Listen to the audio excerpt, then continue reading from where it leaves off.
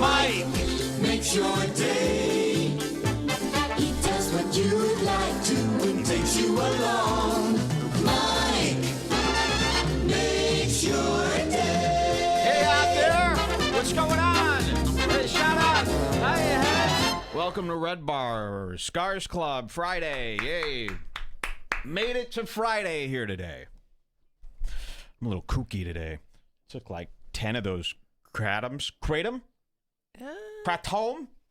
last night, man. Still feeling that shit. I'm gonna be all kinds of fucked up today, okay? You know, are we even gonna get through light news? That's the question. That stuff's goofy stuff, man. You guys experimented with that? Kratom. And let me tell you something about this stuff. I get the ones that come in capsule form. They're supposedly 0.5, is it 0.5 grams, 0.5 milligrams, 0.5 something per capsule. And they say, yeah, like a light dose is like 6 of those, 6 capsules. Like a medium dose, what I took yesterday is like 8 or 9. And then there's people who take even more. I'm still feeling this stuff. Has anybody experimented with this? Woo! Someone says it's illegal in my state. Is that possible? Is that really true? I'm seeing things. You know, I've been obsessed with Salvia Dominatrix stories. What is it called? Salvia divinorum. Ooh! Salvia divinorum. Why does it need to be called divinorum? Have you seen this? There's not enough of them on YouTube. I've been falling asleep to these for the last week. You go on YouTube and you go. Salvia divinorum trip report, please. And then there'll be these videos from these guys telling you these really terrible stories. Stuff like how they take this, they smoke this salvia stuff, and they have these really dark, scary, uncomfortable trips where they feel like they've turned into inanimate objects for years, and they're living these lives. Remember, Ari Shaffir had like a story like that, where he said he smoked salvia, he freaked out, and then it seemed like he lived this entire life under a lake where he was living inside of the sea or something like that as a snork. Some weird shit. But supposedly it's terrifying. I was going to try it years ago, and I pussed out. Remember, I had this stuff, and I was sitting there, and I happened to read all this terrible stuff about it right before I did it. And I took the first hit, and it didn't do anything. And I was going to take a second one. I said, no, fuck this shit. And I bailed. But I've been listening to these people tell their tales on YouTube. Horrifying. Putting me to bed. But you know what? You would think there's so many people out there doing videos and stuff and making reports. But there's really not enough. There's only a couple scumbags on YouTube talking about this stuff. I need more. If you have a salvia story, tape it for me. Send it to me. I could watch this right before I go to bed. That would really help me get to sleep, folks. Help me out here. Shout outs. Welcome to Red Bar. Do it on the show, they're saying. Why? So you could see me go. You should do it on the show. Remember when I did Nitrous on the show? I got a question about Nitrous, too. I'm all into thinking about this kind of stuff nowadays. Yeah, what's with you lately? I don't know. I guess I have a psychedelic itch. Does anyone else get this? Where you want to go into another land. I want to go into another zone. I want to see some scary stuff, man. Movies ain't cutting it for me. And remember when I did Nitrous on the show? It turns out other people don't do a slight blackout when they do Nitrous. Those balloons. Remember when I did that? Never. So I want to ask, I want to get this out of the way because I've been Googling it. I can't find any information about this. Everyone else who seems to do these balloons, they're alive, they're awake, they're looking around, they just get this slight little thing that happens. When I do them, I go... You like have a mini seizure. Yeah, like basically. a mini little seizure. What's that about? Does anyone else do that? Probably I like black out. Yeah. Same Mike, we're the same, and this is all part of that. What? Mike sees elves. Oof, I'm too scared. That DMT realm is there for you, Mike. Has anyone done that stuff? Ooh. You are doing it right when you lose consciousness, they're saying. But you do more than lose consciousness. I know. You like have a little freak out. I know. Now I'm wondering if that's bad. Jewel seems like she'd be a great trip sitter. I would be. I don't know if that's possible. Nitrous does that to me and my friend, says Joey Mattresses. I hope that's true. So it's safe to do that even if you're going, and like blacking out for a second? Extremely unsafe. It looks like I know, you're I going to feel choke on your own tongue or something. I know, and or I can't break your afford neck. to crack my neck. Yeah, exactly. I need my head. Let's see. It's a little bad because it deprives your brain of oxygen. Yeah, no, I know the safety risks. Spazzing out is normal, they're saying. But then how come when I see people do it in videos, they're like standing up? Like if I stood up and did nitrous, I'd fall to the ground. You're not supposed to stand up. I'd have what's called collapse. Just do coke. That's completely different. No. Coke is really a dirty, dirty thing. I'm scared to look stupid blacking out. In college, we would do whippets while sledding. I'm just reading the chat here. I need something to shake me out of this hell that I'm in. I'm seeing things. I'm just kidding. Not in a hell. Do you ever laugh when you do it, says Ashley Butterfield. No. Never once laughed. We were watching videos of people doing nitrous as well, just to see if anybody did it like me on YouTube. And we found this really weird, what are they? Like Swedish or Swedish something? people. I We don't found know. a YouTube channel from another country. What's it called again? I don't know. Oh, We found a YouTube channel from another country where they speak in completely different languages, and they test drugs. Like, they have a nice little set, too. It almost is like the same set as Tabasco Sweet's old set before he got canceled. Something like that. And they test drugs. We can't understand a word of what they're saying, but we could see them do the nitrous, and this girl did the nitrous. Maybe you could find it. I sent it to you. She does the nitrous. She just starts laughing like a hyena. And then I'm going, wait. Do you think you're supposed to laugh because it's called laughing gas and you're putting on a fake laugh? Here we go. This is what I've been watching lately. Oh, you can put on subtitles. No, thanks. Look at this woman. These guys are great. Nelly inhales laughing gas. Oh, this show's called Drugs Lab. Sorry, this is an all-drug morning here today. It's Scars Club. RedBarRadio.net/Scars Club. Somebody asks, would you ever do mushrooms with the Hostbuster? Yes. He's in a lot of these videos, by the way. There's one. Oh, my God. Get the one with the nitrous. There's a nitrous one. Yeah. We found Hostbuster doing nitrous online. Go to, do you guys know Hostbuster? Or Jules, search this on YouTube.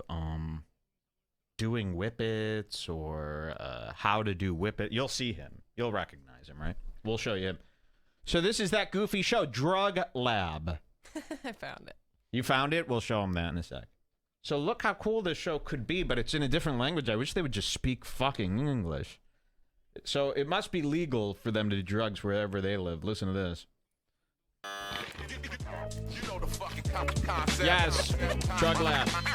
Hoi, ik ben Ellie. En ik ben Rens. Welkom. They're so close to being American, you know?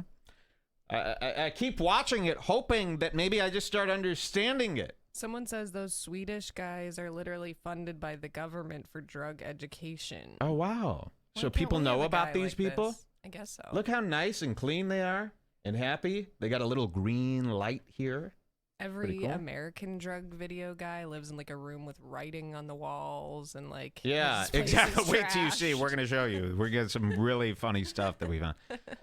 This is Sweden's #1 kids show, says East Coast Tape Watcher in the chat. Yeah. Seriously, yeah, this is on in the mornings.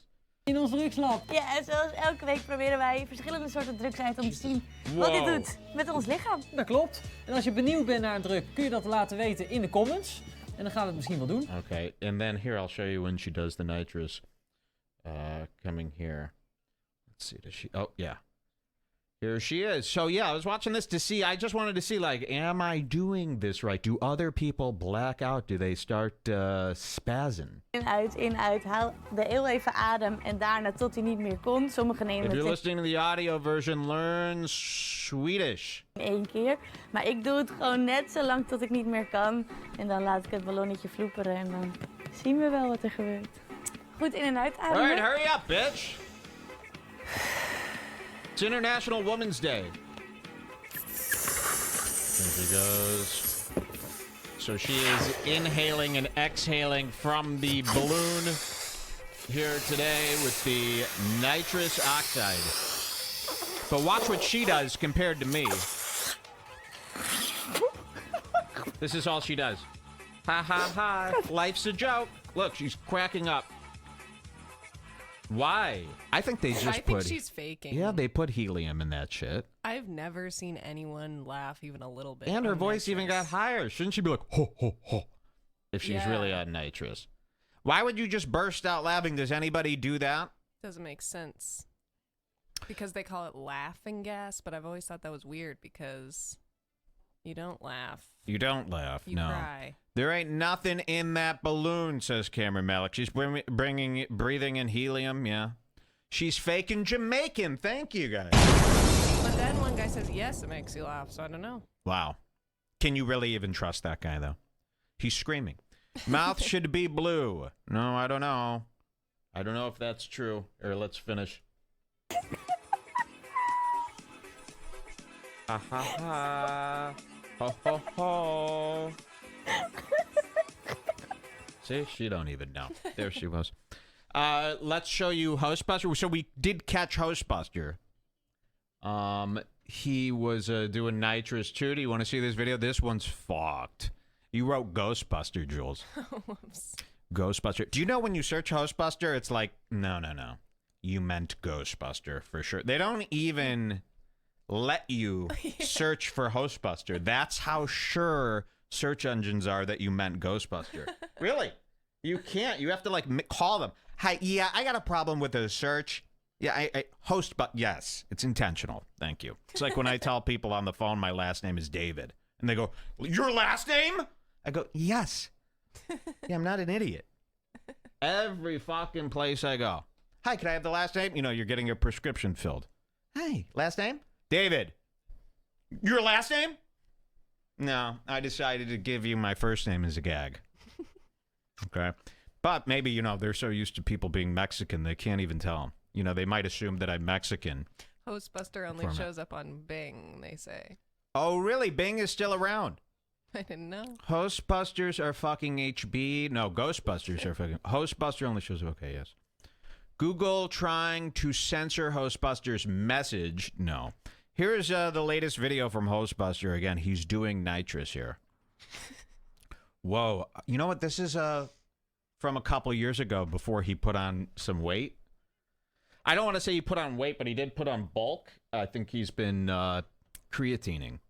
So this is him just a little bit before. This is called Whip It Good, How to Do Whippets. Hello, I'm Cricket Flail. Wow. And today I'm gonna show you how to do a whippet. Wow. First, you're gonna need a cracker, a balloon, and a CO2 cartridge. Okay. Or N2O. He's wearing just a robe. Wait, no, that's not even a robe. What is that? That's some sort of weird jacket with studs on it. His room is a mess.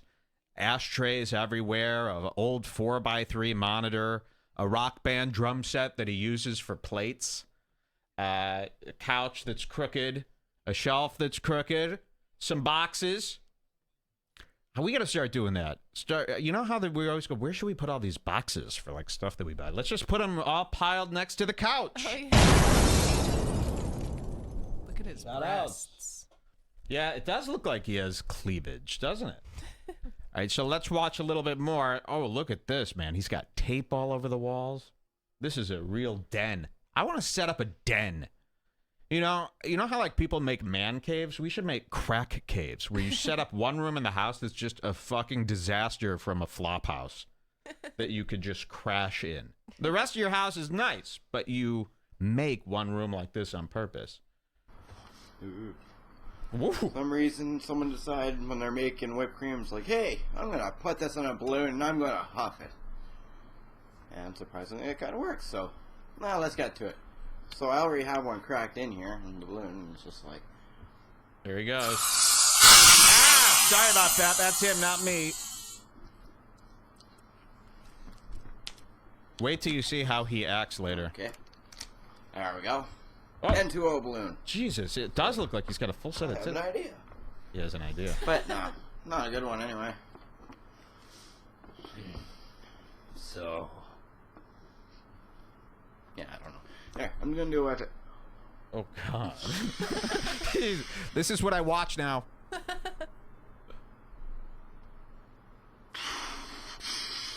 Yeah, he has shoulder spikes on his robe. All right, let's see what he does right when he's done. So he's inhaling and exhaling the balloon right now. He's a crazy kid. You got to see the video version of this. Audio, Whip it. nonsense. Whip it good.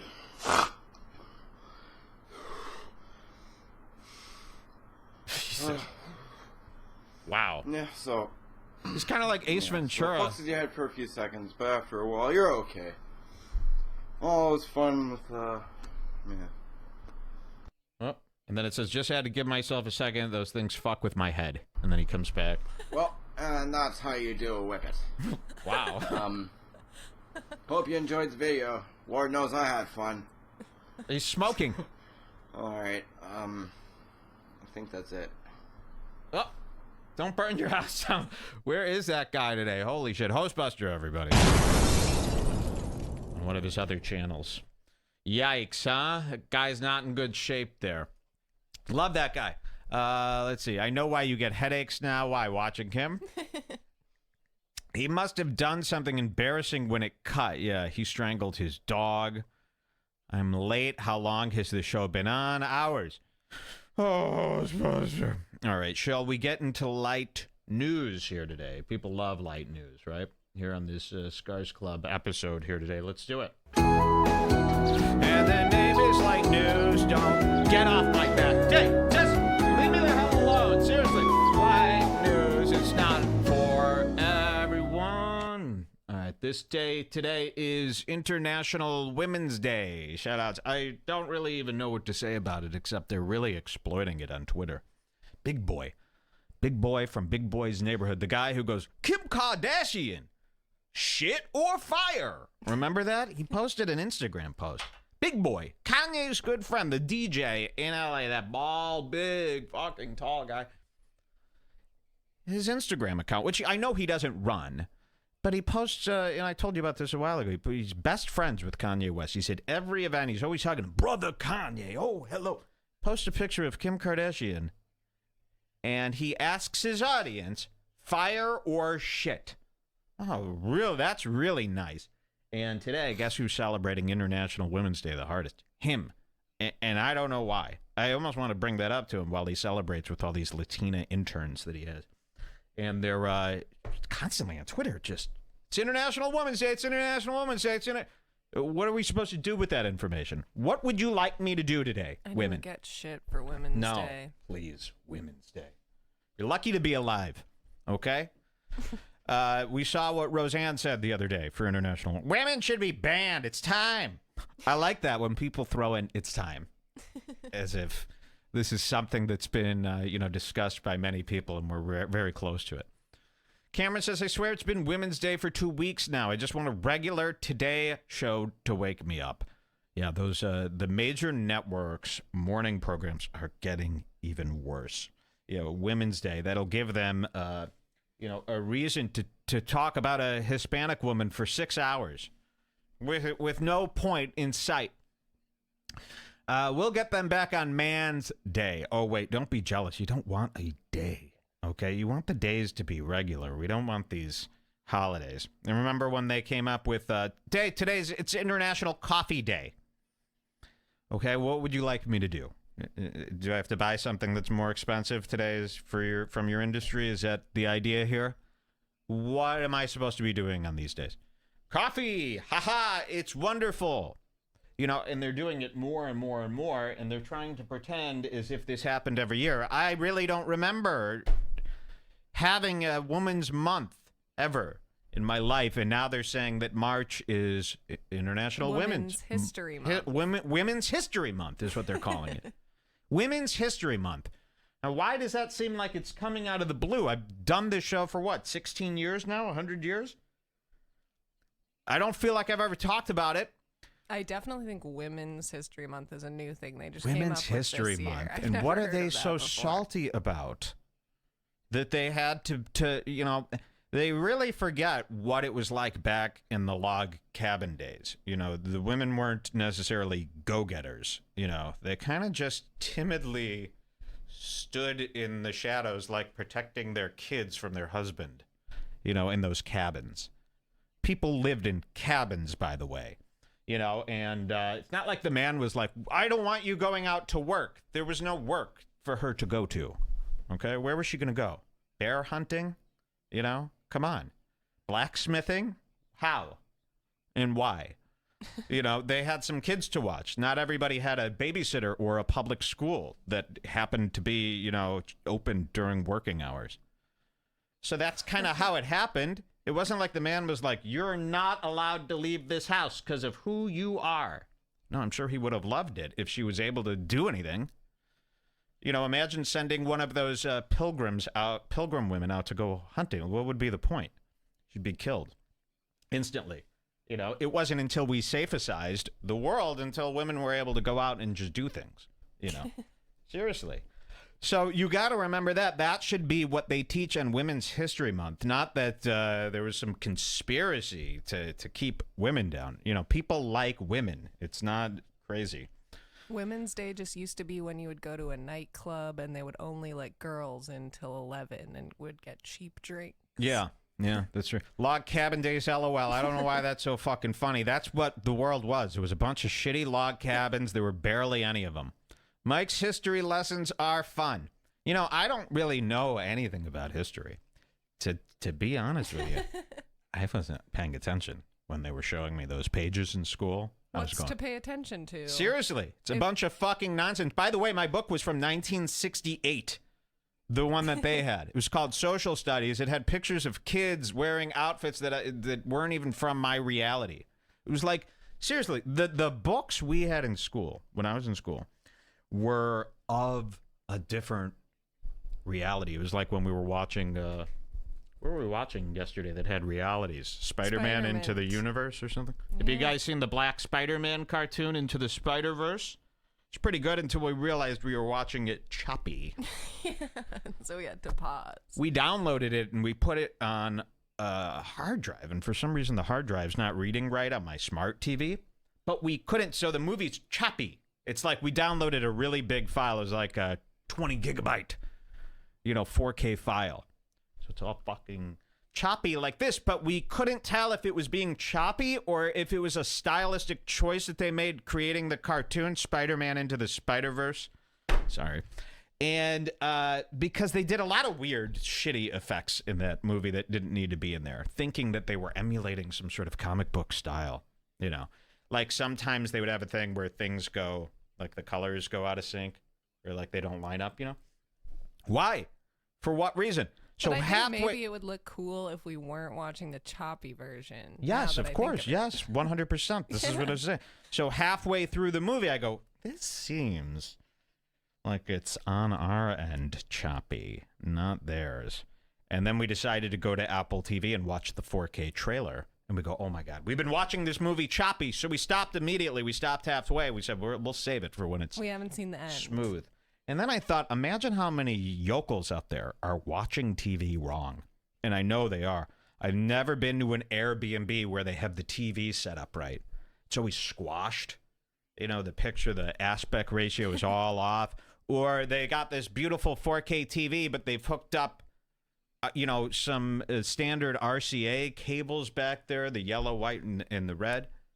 You know, and it's hooked up to a non-4K thing. Or it's 4K and they've got the old HDMI cords going in. They have no idea. Losers, I say. True TV is always on. Do you know what True TV is? It's not really called True TV. It's called True Motion. I told you that story when we were in Los Angeles. We were watching the Babadook. And these motherfuckers had True Motion set on. And it makes the whole movie look like it was shot in London.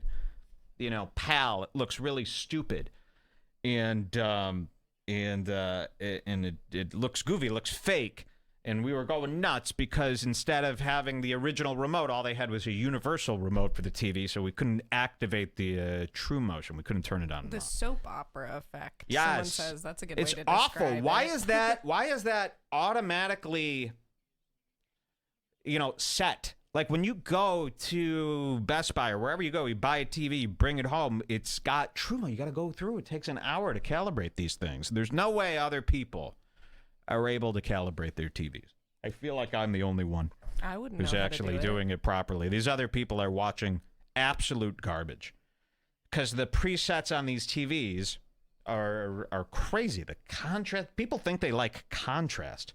Contrast is gross. It's yucky. It blows out highlights. It looks sick. All right, this is crazy. True motion is absolute garbage. People think it looks more realistic. Yeah. No, I hate it. But maybe that's only because we're so used to this 24 frames per second stuff growing up. I don't know. It looks really bad. If there's any movie that's set like that, you can't even watch it. Yeah. Yeah. I know a guy who adjusts the settings on his TV at least 3 times a week. Yeah, that's me. Constantly during movies, I can't even. The first half hour of any movie is me going, hold on. Let me just. Does that look? I don't know. And I can't even focus on the first 30 minutes of any movie. We ruin them all. Let's see. Okay, it's bullshitting at higher frame rate. It looks terrible, yes. Mike lives like a king. He's right. Thank you. Mike is such a TV guy. That's all I am. I'm getting my... I might build the new studio around a bed and be in my room doing this. You know, through a bed. Similar to how Patton Oswalt tweets. TV needs a mic setting. Yeah, you got that right. All right. This is light news. Let's look at this stuff today. Future bans fatties. I don't like that word, fatties. You don't hear me use that word. Fatties. Plus-size model claims that the rapper Future, banned fatties at club appearances, and now she's pursuing legal action. Let's see this.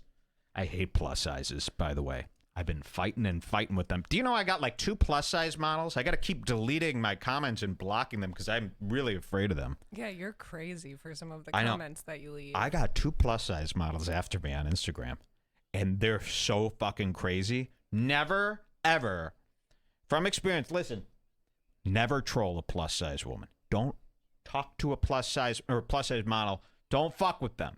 They're cuckoo. They're ready to rip you apart. And what I've been noticing is these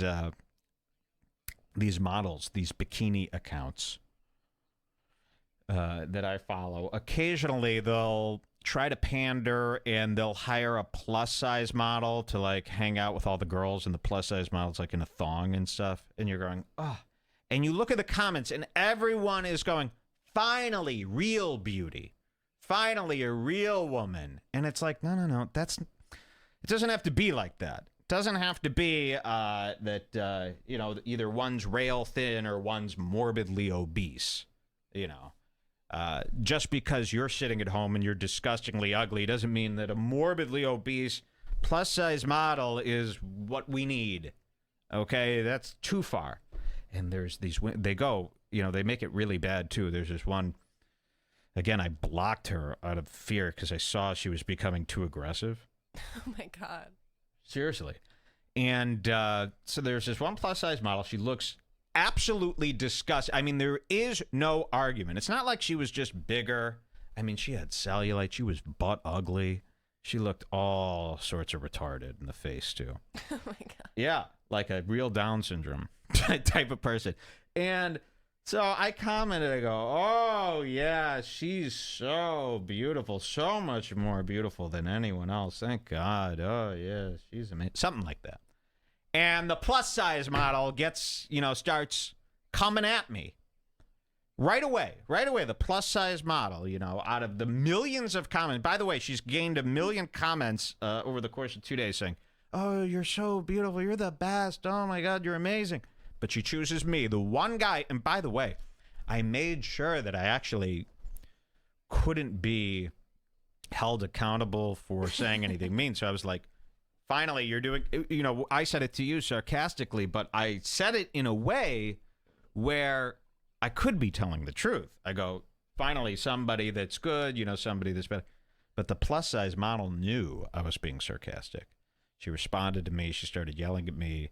I wrote back something like, No, I'm so sorry you misinterpreted that. I was not being sarcastic at all. I really think you're stunning.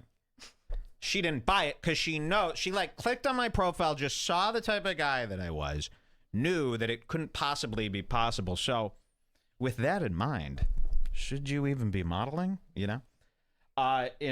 She was getting really aggressive with me. Like I said, I blocked her because I didn't want her digging through my stuff. She seems like the kind of psycho that would really try to That's try why to I ruin always my say day. you're crazy for taking on these women because they have so much time to spare and they'll look through everything you've ever done. And Yeah. also, all of their fans will stick up for them till they die. So there's Yeah. not even any point. You're just giving them a win. Well, you got to know what kind of women. Yeah. You got to know what kind of women. There's a certain kind of woman you don't want to mess with. But I feel like it'll be those more type trouble of for you. women are waiting for somebody Yes, to say something exactly. so they can be like, see, Yeah. see. So commenting is only giving them what they want. Yes. So do never make fun of the plus size women, which is hard to do. And I don't even hate the plus size women as much as I hate all these fucking people pretending that they need this, they want this, they love her.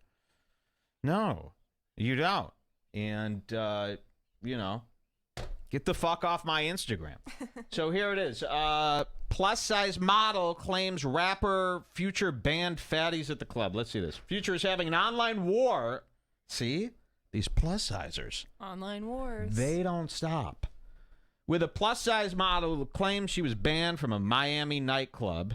Why should a plus size person even be in Miami? Seriously, it's a sandbar, for God's sakes. I learned that on Rogan, I think. Where did I just learn that? You know, I don't want plus size people by the ocean. Okay? Unless it's like a dirty ocean, like the one in New York. Okay? New York. I was thinking the other day, by the way, has anybody like flown into New York? I forget which airport, but you're like driving into the city from the airport and you see that giant graveyard on the outskirts of town? Can we get that out of there, New York? Do we really need... This is what Kratom got me thinking yesterday. Do we really need cemeteries in our cities? It's fucking sick. Seriously, a place where we bury our damned? Why? It's really actually quite scary when you think of it. And the way that they've set up a cemetery, it literally looks like haunted... type in Halloween scene, Halloween... Not Halloween the movie. Halloween haunted house in Google Images. Watch this. And this is what I want to show you today. Halloween haunted house. And then images, of course.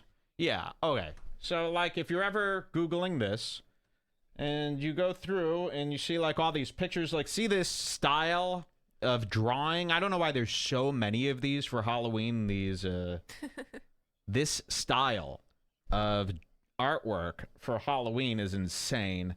Okay, here's a better one. Not Halloween haunted house, of course. Halloween graveyard. Watch this. Okay. So here's a Halloween graveyard. See this? That's what an actual graveyard looks like. Okay? So you have a problem, graveyards, because you look like a haunted setup. You look like a, you know what I mean? So there's something to this. You know, this would be like if people at stores looked, were dressed up as Freddy Krueger. It just doesn't make sense. So this is a fake graveyard, right? But what's the difference between this and a real graveyard? A real graveyard is literally just as twisted. You've got hands coming out of the ground and shit. You've got graves all on an angle and stuff like this. So you're driving into New York City and you're like, what is this graveyard here? This would be like some really nice property here. So how are they paying for this? The people die, they fill up the spots. Who owns this land and why aren't they selling it? You know, the giant fucking graveyard in New York City that must be worth $50 billion. And then for what? So that a bunch of corpses could lay in the ground with these frightening plaques and tombstones?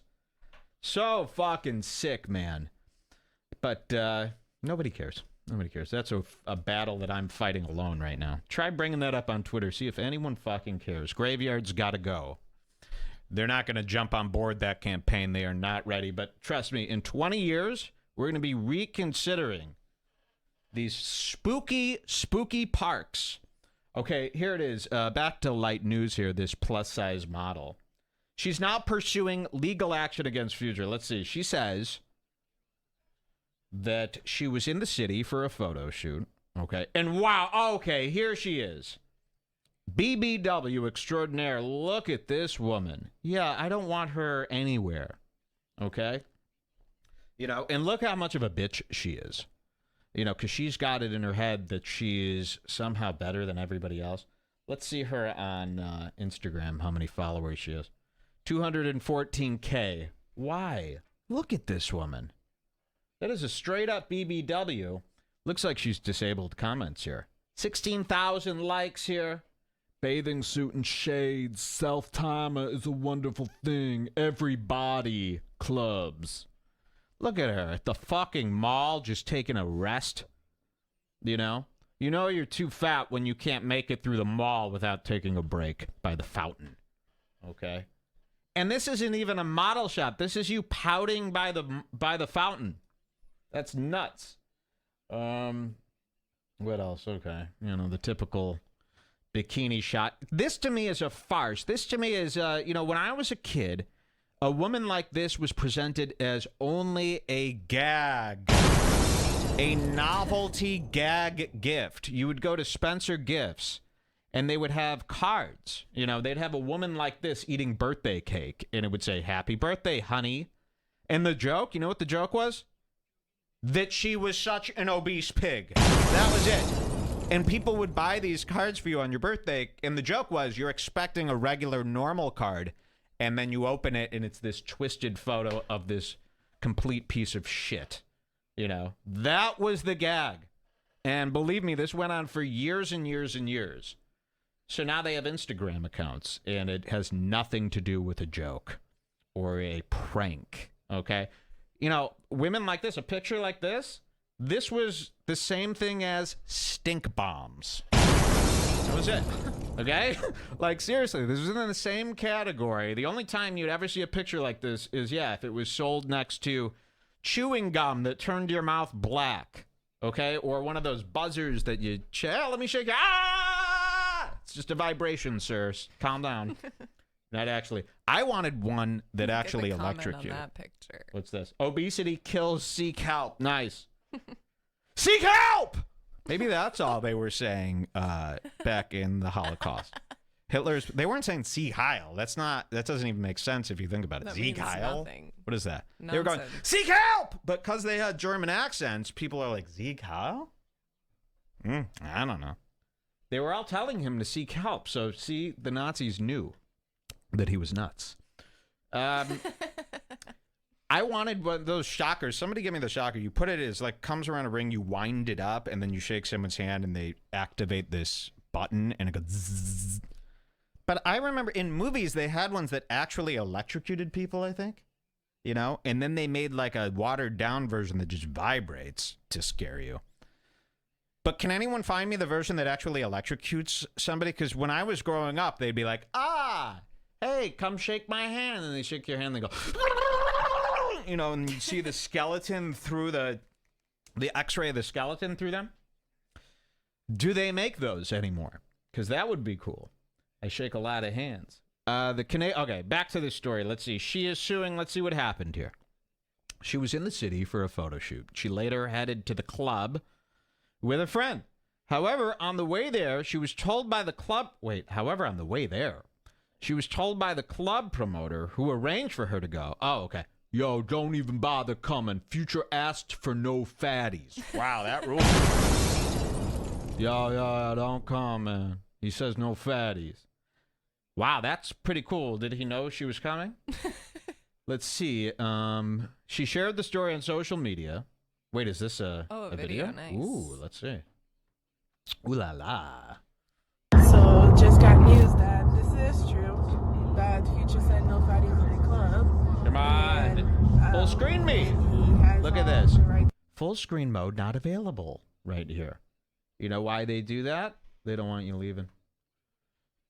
I don't know. Just got news that this is true. That Future said no fatties in the club, and he has all. Is anyone curious? Are there any adults out there who don't know about Snapchat? They're curious why this woman is glowing with graphics. Like, what if you're just an old regular guy and you decide, I want to look at some online news today? What is this? Fat woman, he's not allowed in the club by a Future. And then you watch this video and it's got a bunch of Snapchat filters on it. Are you just utterly confused as to what's going on and why there's cartoons floating around her head and weird, glares and stuff? That would be so confusing to somebody. We're really turning into the future. The rights to do so in Miami at this club, this just regular club, and I'm just trying to understand. Her car needs an airplane engine in order to get it to move, so that's why it's so loud. Really, why this is like a thing? Why is he allowed to put those Barely hear her. rules in place? And You're really just- stupid as well, it's aren't you? The discrimination is insane to me. And it's not that I wanted to see Future personally, because I don't give a damn about no fucking rappers. Oh. But it's the fact that it's a thing in 2019 where we can say, well, no fatties in the club. No You fatties can't, in the club. Even understand what I'm saying? Oh my god, this is crazy. Well, don't you understand? They don't want you there. It's going to make the place look like 3 shit. years ago, Future could have come out with a song called "No Fatties in the Club," and Yeah. nobody would have batted an eye. And how do you not understand this? Have you ever seen like a video? Like people want to do an Instagram story of their night, and they don't want you in that frame. They're scanning the room like this, like fuck it. I can't even post this. What do you expect? Yeah, like I was watching Dan Blazarian's Ignite Valentine's Day Bash. Okay. And if it was a bunch of fat people hanging out there in that video in the crowd, I'd be like, this party fucking blows. Who'd want to be there? Yeah. Surprise, surprise. Nobody wants to be around you. They can't even fathom that. They don't even realize that used to be standard. That fat people were just disgusting and they were always looked at as crazy.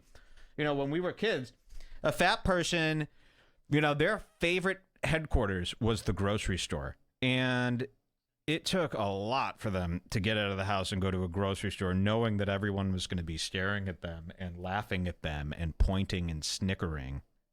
No pun intended. And but they still did it anyways. Now they don't even realize, that used to be the case. When there was a big fat person, we talked about Roseanne, how she used to be the fattest woman alive when I was a kid, and now that they're all so morbid, she doesn't even read as a fat person currently. But that's what it used to be. You would see a fat person, and there was a discussion that was had. You'd go, holy fuck, look, behind me. Do you see that? Oh, look at her. Oh, take a picture of her. Nowadays, you don't do that. There's just too many of them. You'd be photographing people all day. You'd run out of hard drive space. So, very different. How quickly that happened, too, almost overnight. We really didn't even see it coming. And then you've got women like this. She can't imagine a world where that would be the case because they're new. These people, she's probably only, 18, 19? Seems very young. So she thinks that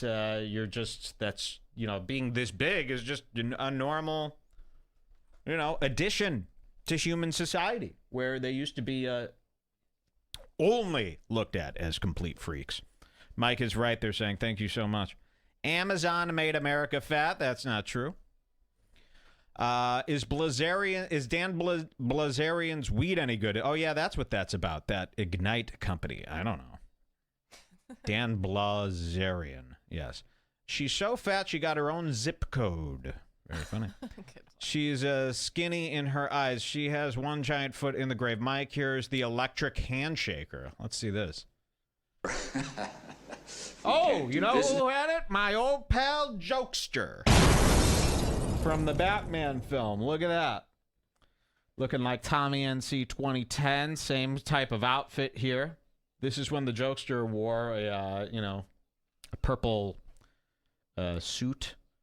Wow, he looks nice. All right, so let's look. He had the one that I wanted, so this must be where I learned about it. This is from Batman 1. Let's check it out. Batman 1 on REDBAR. What if we say no? Well, Tony, nobody wants a war. So the jokester is Can't coming do around the business, table why? here. We'll just shake hands. He's going to shake it. What? Shake hands. Yeah? Do it. Yeah. We'll just shake hands. Ah, yeah. He's smoking, yeah. See? His hands smoking. Oh, I got a live one here. Yeah. Yes, that's what I need. Look, see, you can see inside of him. In the old town tonight. That's exactly how Sven acts. That's pretty crazy. Yeah, I need... Oh, look. Yeah, now he's a burnt skeleton. See this? So long. Okay. Thanks a lot. Ooh, this is so weird. That cover of Batman just brought back some crazy deja vu from when I was a kid, and I could almost taste something from when I was a kid seeing this poster here. Anybody else with me? Why do I taste something when I see this poster? That's weird. It's the old Batman poster, the original one, and I could smell or taste something associated with that from a childhood memory. That is pretty freaky, if you ask me. All right, yeah, somebody get me something like that, or maybe I could just take an extension cord, put it under my shirt, wire it, and then fray the end, plug it in, and then shake someone's hand with a live wire sticking out. Of course, I'd have to wear some sort of rubber glove so that I don't get shocked as well. Let's see. Taste of the cinema. Happens to me too, says someone. Wow. Tastes like after-school snacks. Yeah, maybe. Something like that. Bat logo is pure tonsils. I don't know. Batman cereal box. Maybe. Something. They're saying MK Ultra flashbacks. I believe in that stuff now. Ground yourself, Mike. Yeah. Who are you going to use that on? Me? The electrocution? Yeah. Hundreds of people. Don't worry about it. Tasting memories is light. Shout outs. Mike blacks out during Nitrous and tastes posters. Prove it. Prove it. It's light news time here today, so let's fucking tighten up. Let's get serious here. Captain Marvel. Remember they went out of their way with this stupid Captain Marvel movie. Oh, it's going up, actually. They went out of their way to change Rotten Tomatoes to change their rating system for Captain Marvel, the new female woman lady. And again, I hate this movie too, not because there's a female superhero and I hate powerful women. That is actually not true. There are many powerful women that I crave. Indeed, is this a better article here? I just saw that like 2 seconds ago Let's see about this. YouTube changing their rules for her No, let's see. YouTube fought Brie Larson trolls by changing its search algorithm. So this is another story here. Let's see this. How a simple news tag can change everything. If you searched Brie Larson on YouTube a couple days ago, the top search results were calls for a boycott of Captain Marvel, which is completely okay, and angry rants about Larson's involvement in the Marvel Cinematic Universe. With one small change, YouTube made all of that disappear. What? I don't like that. This week, YouTube recategorized Brie Larson as a newsworthy search term. That does one very important job. It makes the search algorithm surface videos from authoritative sources on a subject instead of videos from individual creators. YouTube responds with videos from Entertainment Tonight, ABC, CBS, CNN, and other news outlets first. There's an example That's of 2 fucked. screenshots on there too. You It's can't fucked up. do this. So this is what's happening. Rotten Tomatoes and YouTube and all these people, they're obviously in bed with the major companies still. Okay? That's who they're catering to. You see it with Rotten Tomatoes. Rotten Tomatoes wanted to change their rating system because people, they had this thing where you could pre-rate movies, what you, like if you want to see it, right? Yeah. What do they call that? If you want to see, I think they called it. if you want to see. And they removed that because so many people were saying they didn't want to see Captain Marvel. Yep. You know, and that's completely skewing the reality here. These aren't trolls. You're allowed to have an opinion. You asked the question, hey, do you want to see this movie? These people say no. It's not trolling. That's their opinion. Okay? They're allowed to do that. They're allowed to have that opinion. That doesn't make them alt-right incel trolls because they hate your shitty, convoluted Brie Larson nonsense, you know, PR stunt that you pulled here. Okay? They see right through your transparent garbage, and they're calling you on it. You know, and Hollywood's so out of touch with this. I was thinking about this yesterday. I go, hey, wait, what's Brad Pitt's Instagram? And then I go, oh my God, he doesn't have one. He doesn't have a Twitter. He doesn't have a Facebook. He doesn't use social media. And then I started thinking, whoa. There's like a ton of Hollywood elites that don't use social media at all. And I go, wait a minute, is that strange or are we strange? You know, what's going on? But, you know, the bottom line is they're on a completely different page. They're not on the internet. What, are they too good for the internet? It's beneath them. That's really what they... So what do they do all day? What is Tom Cruise currently doing? Is he just sitting in a chair?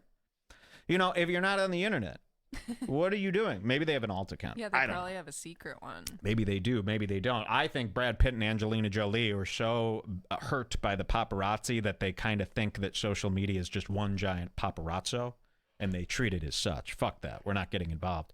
But in turn, their uninvolvement, because it's beneath them, or they don't want to be online, they don't want to get harassed, their uninvolvement has led to their out-of-touchness. And they're almost a completely different race of people. They're a completely different type of people than us now. And the Rotten Tomatoes move was clear as day. Okay, the Rotten Tomatoes move was clear as day. They go, you know, you think about Rotten Tomatoes rating system. You know, when they see this movie, they see Captain Marvel. Okay, here it is. Captain Marvel has an 81%. So people are confused because it makes it seem like, oh, it's rated 81% out of like 100, right? Yeah. Makes it seem like that, but it's not. How the rating system works, and I think people know this, is they ask all the critics, hey, did you like the movie? Yes or no? And then it's the percentage of how many people picked yes or no. So if 81% of critics said yes, they like the movie, but that's a rather vague question. It's kind of hard to answer. So you sit down and watch a movie, and then Rotten Tomatoes asks, did you like it? Yes or no? So the movie's got to be really bad to give a full no. Okay? So then you get movies that are just, Usually the best movies have like 60 because Yeah. the best movies, half the people hate them. Exactly. So what you really want here is you would like a rating system. Like what they should do is they should ask critics, hey, what do you rate this movie 1 out of 10? And then show the average I of think that. Metacritic does that, Exactly. but nobody uses it. Yes. And the reason why Rotten Tomatoes does not use the 1 out of 10 rating system that would make perfect logical sense and give more accurate ratings for movies is because they want movies ranked high. They're in bed with the movie companies. They don't want, the movie studios don't want this website shitting on all their movies. It's like what we talked about with Netflix. It's like, why Netflix removed the rating system? Well, if you're paying $15.99 a month for Netflix and you're scrolling through and every movie is rated 2%, you're going to go, why am I paying for this? And you're going to get the hell out of there. Switch to Hula Hoop or whatever that's called. You know, so they're getting rid of the rating systems now. Isn't that nice? So now we just have to sit there for 2 hours and hope. And let me tell you something. It's going to be bad. Trust me. I watched the movies. They're insane. They're so stupid. You know, just a bunch of cartoon swirls going around for 2 hours. You can't even concentrate. What people in movies don't know is, like, we're only human beings. We really can't concentrate on 10 billion swirling items within 1 second. Okay? In these movies, you go to a movie. Have you ever found yourself, like, almost falling into a trance during an action scene and not even knowing what's happening because it's too much information at once? Slow down. You don't need like a jillion particles and Blue swirl. Hollywood seems to love blue animated swirls. You don't like it when they cut every time someone punches? No. Stop fighting with each other, too, in movies. That's what I want, too. No more hitting and, like, a year off guns. Try to make a movie that doesn't have a gun in it. Okay? You know, because it's not... Here's the problem with it. Like, it was cool, but most importantly, we need to feel that a movie is real. We want to connect to it. We want relatability. And having so many guns in movies isn't really that relatable. Having these shootouts and all this stuff, it's not relatable, so you're losing us. And then all the graphics, the cartoon animation, it's not real. That's the worst part. It is the worst part. The blue is what they love, and it looks completely... It's like they've just decided that there's this blue transparent stuff in every movie now. You know what I'm talking? Maybe it's just these Marvel movies. But look at this. Here's the story today is that they removed it, but the audience doesn't care. The audience came out. They gave it a 36% here today. But now I'm more mad that YouTube is that doing other this. article's crazy. You should look at here. Scroll down a little bit. This is crazy. This thing about YouTube here. Like look at what they changed it to. So those are the most popular videos. Let's check this one out. This Yeah. tweet. Okay, let's do this. We're loading here. Okay. This is kind of a fascinating... This is a tweet from a woman. She says, this is kind of a fascinating discovery. YouTube seems to have changed the immediate Brie Larson search results to news. That pushes up authoritative sources and in turn pushes troll or MRA-style video rants pretty far down on the page. Here's what it was versus now. So here's what it was when you search Brie Larson. And yeah, Captain Marvel boycott Brie Larson by John Talks. Brie Larson is ruining Marvel. Why are people mad at Brie Larson? That's the content I want. And now instead it's Wired. Brie Larson answers the web's most searched questions. Variety, Captain Marvel. Look, so And it's those all the videos fake hug and plug nonsense that we escaped TV from to come to YouTube in the first place for. Yep. That's insane. And all of these videos have way less views than the other ones. Yeah, oh, of course. Yeah, look at this. Nobody is watching Variety magazine's content. 1.3 thousand. Yeah, look at this. USA Today has 1.1K views from a video that's been up for 24 hours. Okay? You know, compared to, yeah, those others. This is really fucked up, man. And why? Why do people, why do people bow to the movie industry so much? We need to shake this. I'll tell you a story. I've told this before when it happened, I think, but it's relevant now. We were in New York City. We were outside the Comedy Cellar. You've seen the Comedy Cellar, right? On the show Louie, the Masturbation Man show. The Comedy Cellar. You know that street in Greenwich Village in New York City? Bleecker? What street is that? And anyway, we're walking down the street. This was our trip to New York, our vacation. And I think this was your first time in New York, right, Jules? This was your first time in New York City. So I wanted to show you this classic, historic street. And we start walking down. And guess what? They're filming a commercial that night on the street. And there's a second AD screaming at all the pedestrians that they can't walk through the street. And that they have to be quiet and that they have to all stand here. So I say, fuck that. You're not the police. You're a commercial video company. But you have the second AD, the assistant director or whatever, walking around as if he was the police, screaming at everyone on the street, everybody move to the side. This is a set. We are filming. We need quiet here. And he's yelling this to pedestrians. And then I just start walking through and he goes, whoa, whoa, whoa, where are you going? Like they tried to put their hands on me and they go, you don't own this street.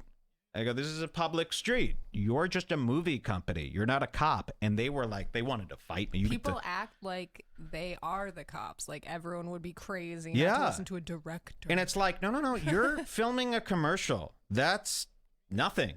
Why do you have the right to tell me what to do? But everybody, my point was everybody else, and there's thousands of people out there, were all obeying the assistant director or whoever was yelling those demands on the set as if he was a police officer and this was law. And I thought to myself, I go, wow, these production companies, all you need is it to look like a movie set and people just, ho, the queen is here. No, no, no. Maybe it used to be that way. You needed to shake that. These are just loser, liar, con men, non-creative people. And what are they filming here? It's a commercial. It's a scheme to manipulate you into buying something, you know? So, no, no, no. And why does the city bend for these people? Why are you allowed to? And they don't pay for it. It's not like they're renting the street out from the city. They ask the city for a permit. Sure, maybe there's a fee for that, but the city is like happy to allow them to use the whole block. Imagine if I wanted the whole block of a street. You know, you can't really just do that. So why does the whole world bow to cinema so much? You know, and shame on the city. The city should not allow it. The city should go, that will be, well, you've got to pay for everybody's rent there for the time you're being. So that will be $22 million if you'd like to shoot on our street. Okay? For that time. That's what they should do. They shouldn't just allow it. And then all the businesses are just okay with not getting foot traffic. Because why? Just because it's a commercial shoot and you're so impressed? Really nonsensical. So if you're ever walking on a movie set, do me a favor. Do me a solid. Yell. Scream. Because you can't get in trouble for being on a public street and interrupting a movie. Seriously. It almost, we should start doing this in protest. You're allowed to. You could just stand there with a megaphone outside of the set and just go, I believe in God. And then when they come, just have one of those Christian pamphlets with you and be like, oh, this is a God thing. So Get Loomer on the set. yeah. And you'll ruin their movie. You know, they're hoping that everybody fears them and just listens to them. You could cost a movie like millions of dollars by doing that because they won't be able to record any audio. You know, they'll have to do it all ADR in post. Because you really could. They have no authority to stop you from screaming down the street. Play that Indian song through a megaphone. Yes. I think I have an updated version of that, don't I? Light Indian song. Yeah, here we go. Play this during the megaphone. Yeah, during a movie. Here we are. This is good. I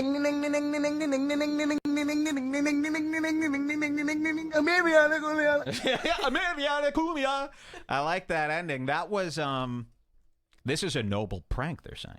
Alex Jones time. No, no, no. Let's go to Melton's house with pitchforks. No. This is let's say film it and say it's for your own movie. Yeah, I'm making my own movie like TanaCon. Pull a TanaCon. I kind of actually, you know what I'm going to say? I'm actually on TanaCon's side now. Officially. Leave her alone. Look at this. Somebody sent this to us, or they posted it in the Bring Back group. It's a black guy. Look at this. There's a black guy. He's at a drugstore, and an Indian person walks by. This is real. It's a black guy. He's on my screen. He's filming himself like a selfie. He sees an Indian woman checking out some makeup, and then he does this. Look at him. Just because he sees an Indian woman. How fucking funny is that? So people do know that song.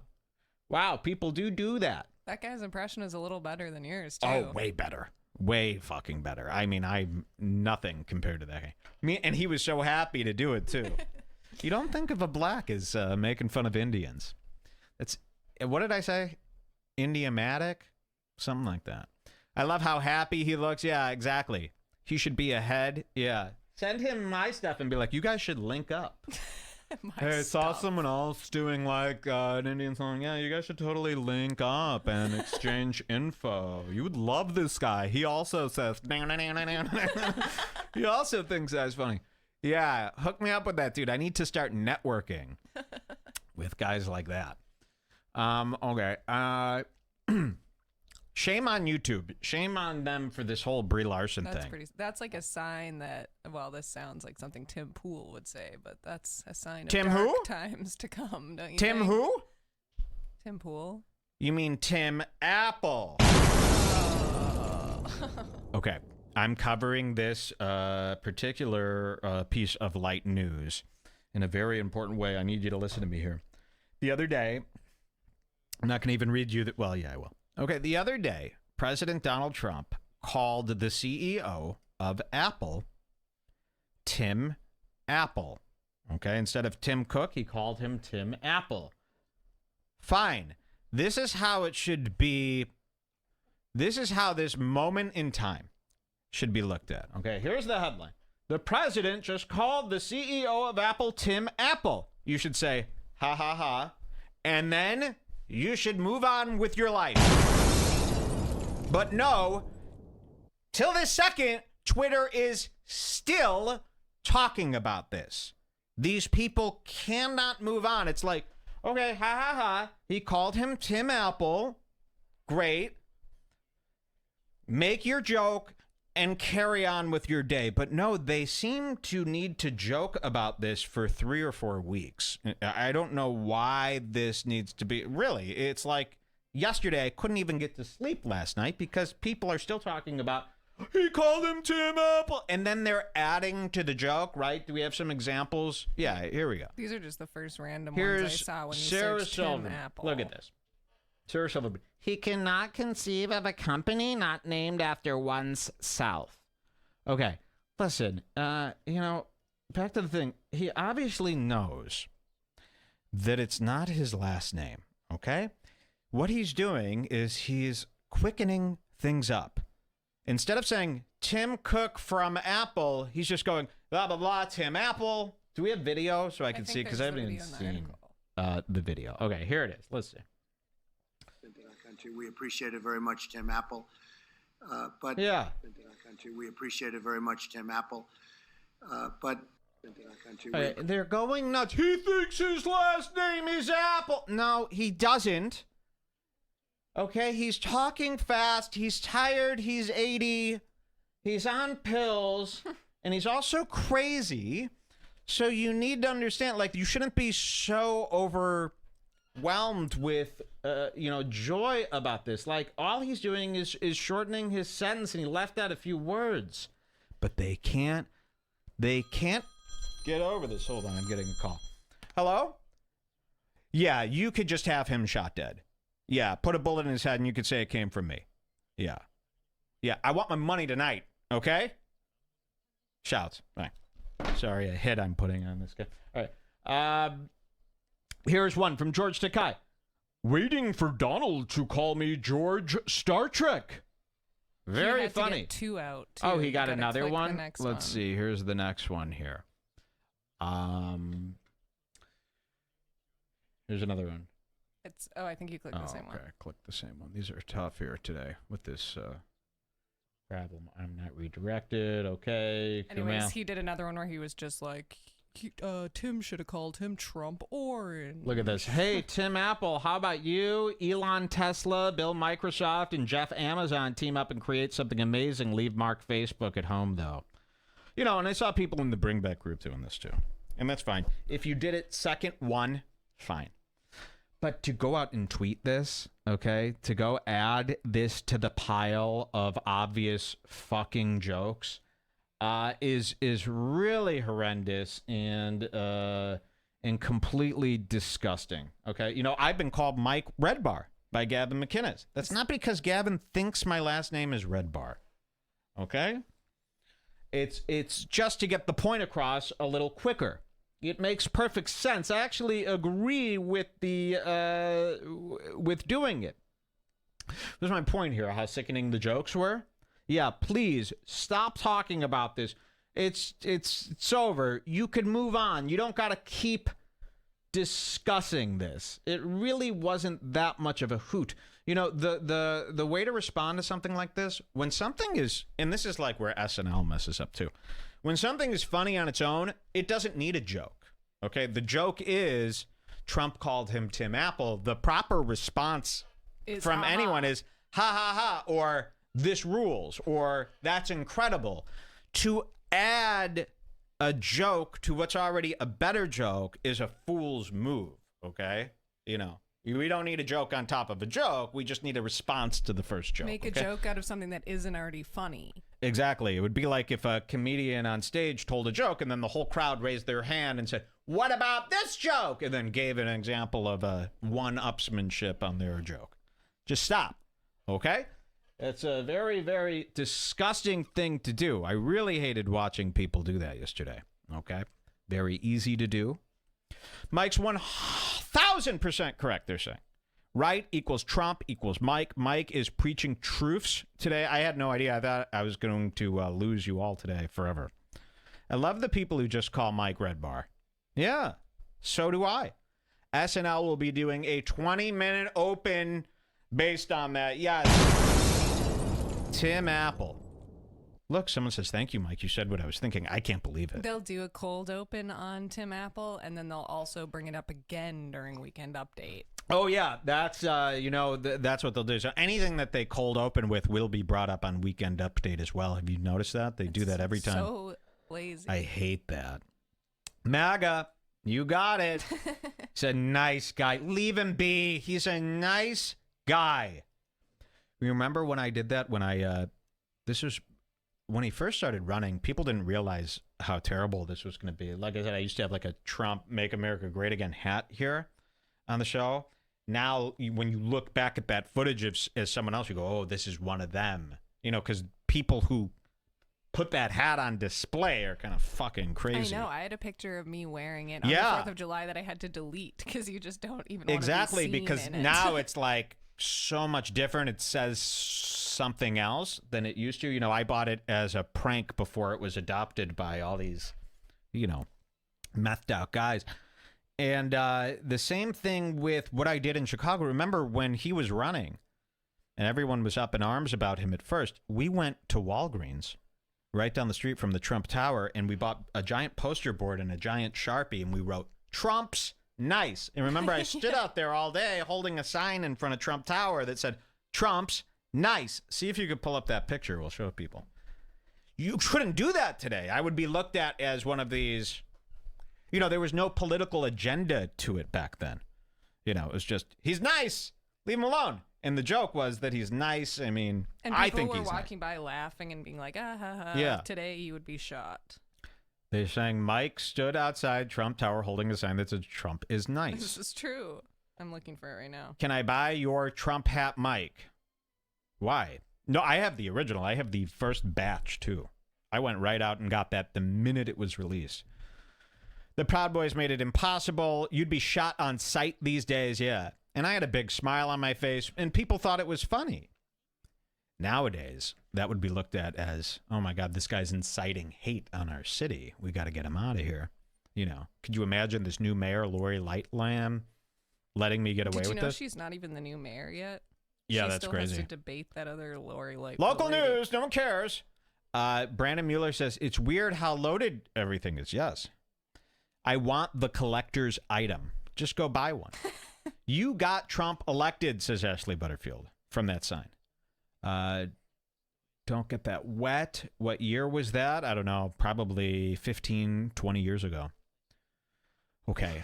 This is part of light news. I've got more light news stories coming up. Milo Yiannopoulos was banned from Australia.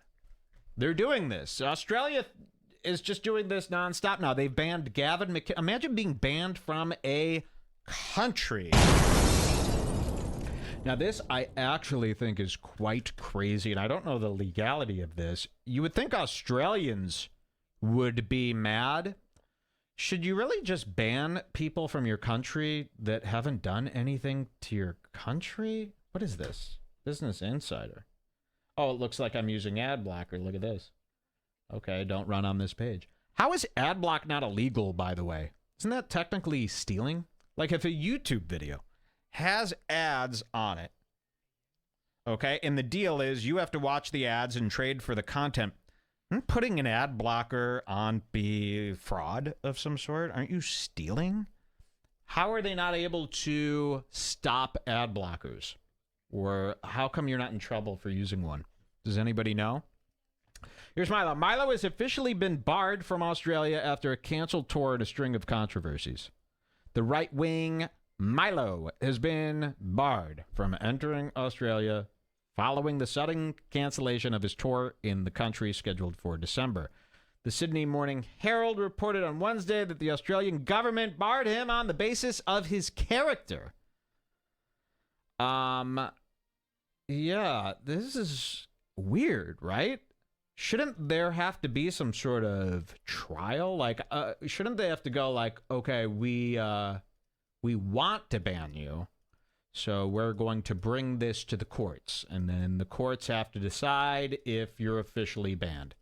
That seems really creepy. And if Australia keeps banning, well, this isn't an American, but if Australia keeps banning people like this, aren't they going to get in trouble with the UN or something like that? Are you allowed to just ban people? I mean, if we banned, well, I guess we banned a bunch of Muslims. Shut up! I think you're allowed to ban whoever you want. That's crazy that you could ban people from countries. Sorry, I'm still looking for your Trump's nice pic. Yeah. Very, very bad. Yeah. Did I take Advil or no? Did you just see me take 4 Advil? We'll go to the chat. You really need to tell me the truth here. Did I just take 4 Advil or was I about to? Someone needs to tell me because I don't want to take 8 by accident. We'll wait for people to catch up. I got a splitting H. Banned for his character. A letter to Milo from Australian immigration officials before Wednesday reportedly said they had a right to bar someone who could incite discord in the Australian community or in a segment of that community. Isn't discord just talk? What's wrong with inciting? So what's going on with this? They don't want their people having any different opinion over there. They like their monoculture in Australia. I'm guessing that's what's going on there, right? Australia probably has like, they're all the same guys, right? They're all the same color. They all believe in the same politics. They all believe in the same thing. They don't want a Milo coming in and creating a group of Proud Boy-like people that divide up their country. Is that what the problem is? We have a lot of Australian listeners. Are you here right now? Or is it sleepy time? Let me know, Australia. Save that 8 pop for the end of the day, Mike. No. Mike's body is 9% Advil at this point. Yes. When in doubt, take more. No, you can't take 8. 8 will take the edge off. No pills have been taken. Thank you so much. That's all I needed to know. It's so hard to remember now because you do it so much. Every 4 hours, you're taking 4. And it's just, you have ghost memories, you have deja vu, and it's always the same bottle in the same place. So it starts getting really mixed up. And yeah, sometimes I forgot that I took it 3 times in a row. Like I'll take 4 and then I'll go, wait, did I take it? Better take more. And then a minute later I'll go, wait, did I take it? Better take more. And by the end of the night, my stomach is like out to here. It's all pills from Advil. You know, you go take a shit and it's like 600 of these green pellets, making the water in the bowl fluorescent. Found it. You found it? Thank you. Mike is made of double hamburger meat. I've been chilling out on the double hamburgers lately. What have I been into lately? What's my new kick? Steaks. With food? Steaks. I'm back to the Michaela Peterson lifestyle. All right, we've got the Trump is nice picture coming up. So poor Milo. Here it is. Trump is nice. Let's see. Yep, there's me outside of Trump Tower. Trump's nice. 137 likes. So there I am with the sign. Smiling. Look, it was even the winter. We risked our lives to do this in front of Trump Tower. You can check that out on my Instagram, at REDBAR RADIO on Instagram, okay? We need you. What do people think about Milo being banned from Australia? Isn't that bad? It's kind of creepy. Hope I don't get banned from Australia. I was fixing to go back there. We're going to go back there this summer to Melbourne and do a live show. Tickets are on sale right now at redbarradio.net. Just click the Australia banner, okay? Big, big, big live show. They're going to be so pissed.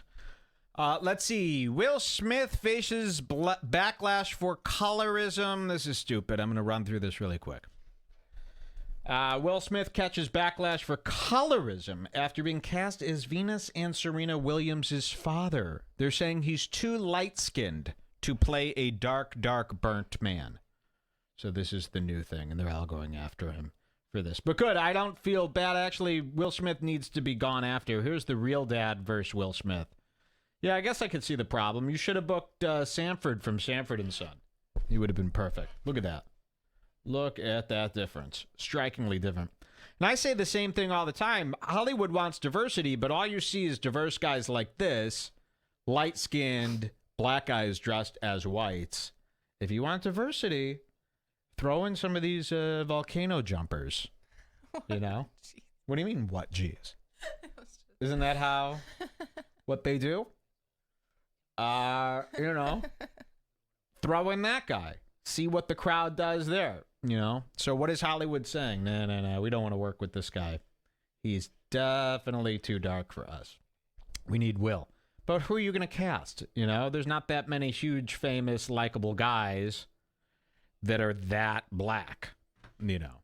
So they're mad at Will Smith. Big deal. I hope Will Smith and his wife both crumble to pieces. That Will Smith, he must be lying. You know, he seems so nice. But again, Jada Pinkett Smith, who is a complete monster. So if he allows her to exist, he allows that marriage to take place, then there must be something wrong with him. He must be faking his niceness. They're saying volcano jumpers. I'm writing that one down. Okay, fine. I hate volcanoes. Mike is darker than Will. Thank you. Okay. Wow, I'm really starting to feel fucked up here today. Look at this. Joe Rogan is going to get in big trouble for this because Elon Musk is in trouble for smoking the pot on Joe Rogan's show. They're going back to this. This just broke this morning. Look at this. Reefer Madness. Elon Musk's viral blunt smoking photo comes back to haunt him. Marijuana might be fine in California, but it's still illegal for federal employees with government security clearances. Uh-oh. Let's read this here. Let's see what's happening. Elon Musk's security clearance could be about to go up in smoke, citing a U.S. official familiar with the matter. Bloomberg reported Thursday. See, all of that shit doesn't need to be in there.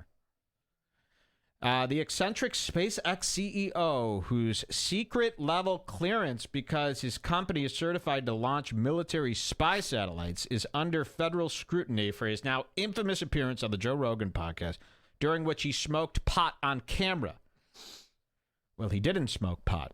I'm going to show you something here in a second. Despite being legal in California, where the podcast was recorded, pot is illegal federally. Okay. This is great, and I'm glad Joe Rogan is tied to this. What if he brought down his whole company? This is really odd, too, because Joe Rogan was out partying last night next to a Tesla. Go on Instagram and get me a Joe Rogan's Instagram and shoot me a link. I'll show people. So Joe Rogan's fucked for doing this. I mean, Joe Rogan's not fucked for doing this. Elon Musk is going to get in trouble for Joe Rogan doing this. Remember when he did it?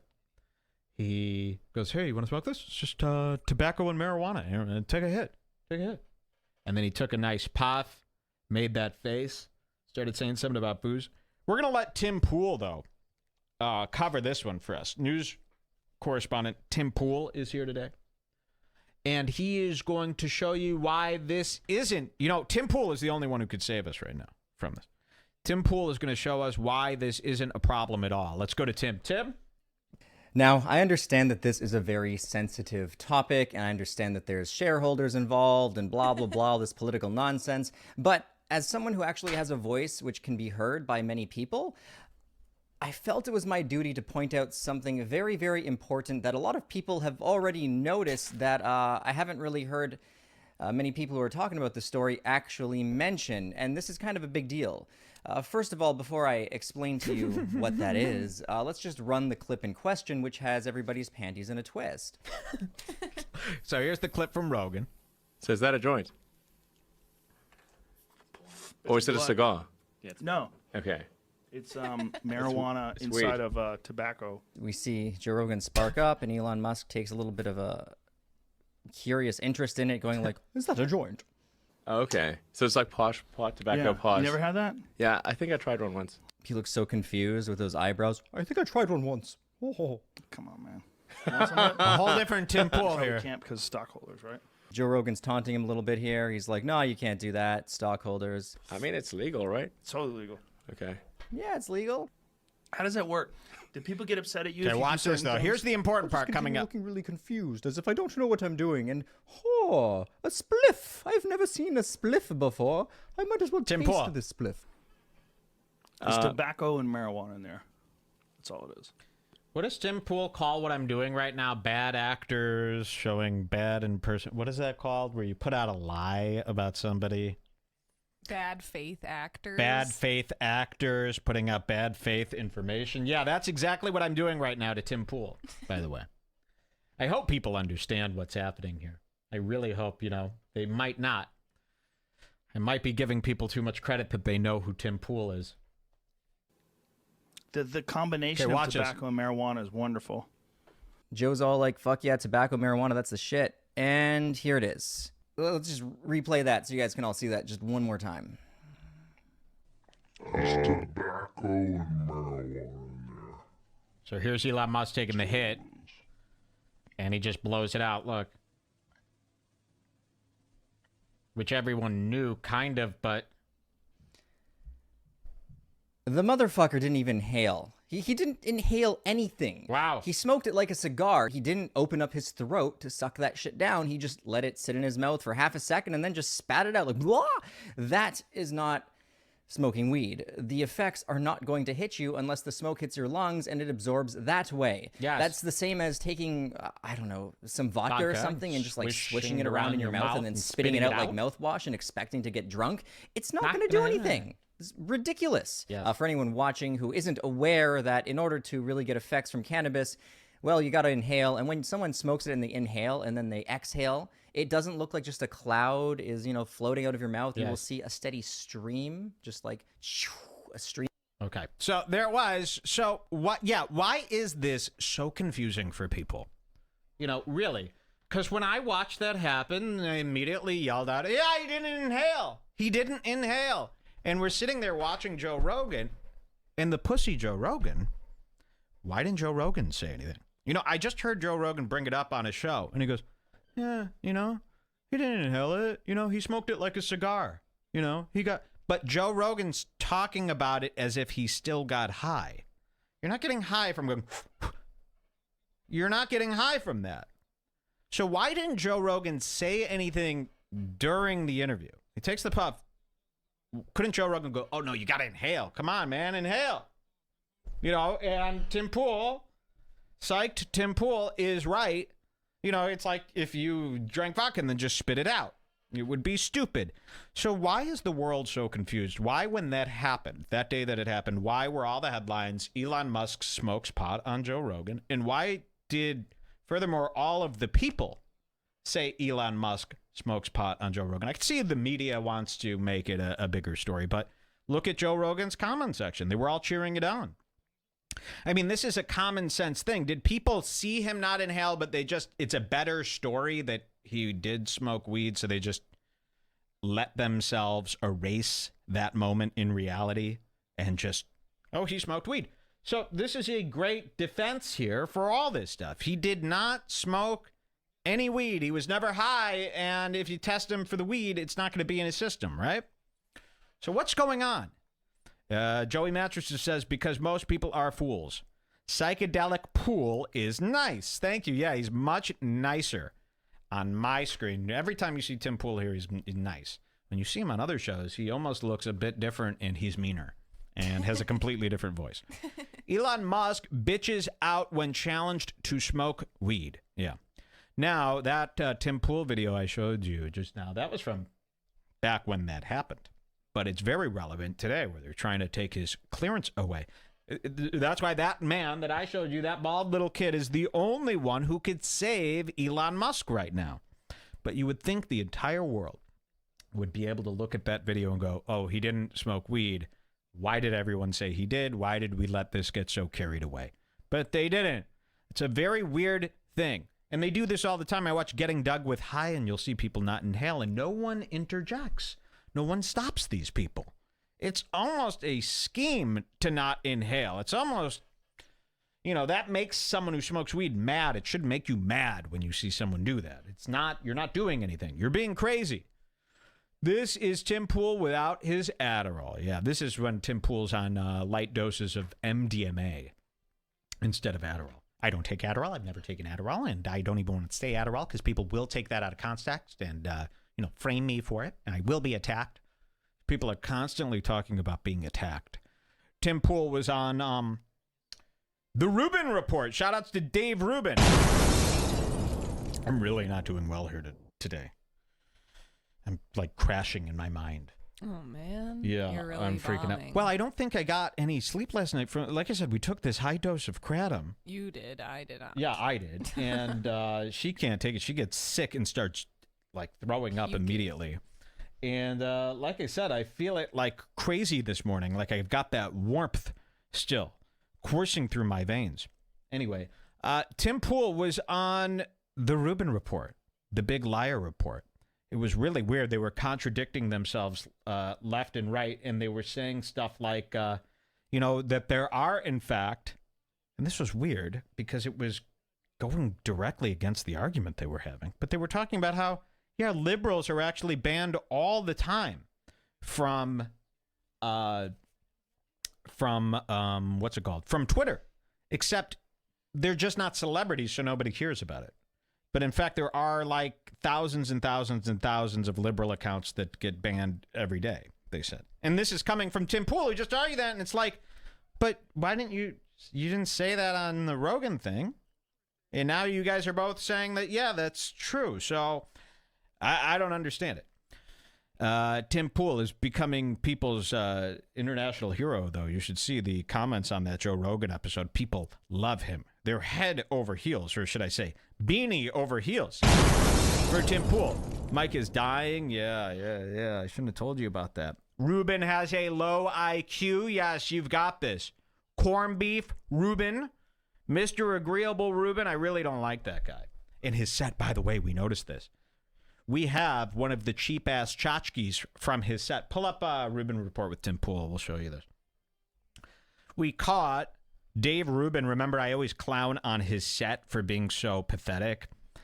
And, he, builds a set, and he decides to put this shelving unit behind him. And I hate shelving units that are just filled with tchotchkes. Shelves should have books on them, or you should only have shelves if you need wall storage. I don't like these people who buy shelving units. They don't have anything to put on them, so they go to CB2, Crate and Barrel 2, and buy a bunch of $20 tchotchkes to put on the shelves.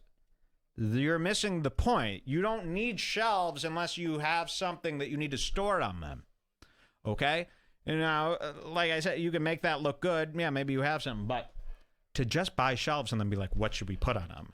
And then buy things to put on the shelves is crazy. That would be like building an addition to your house for closet space. We need more closet space. Let's build an addition and then have nothing to put in and go, well, let's buy stuff to put in the closet.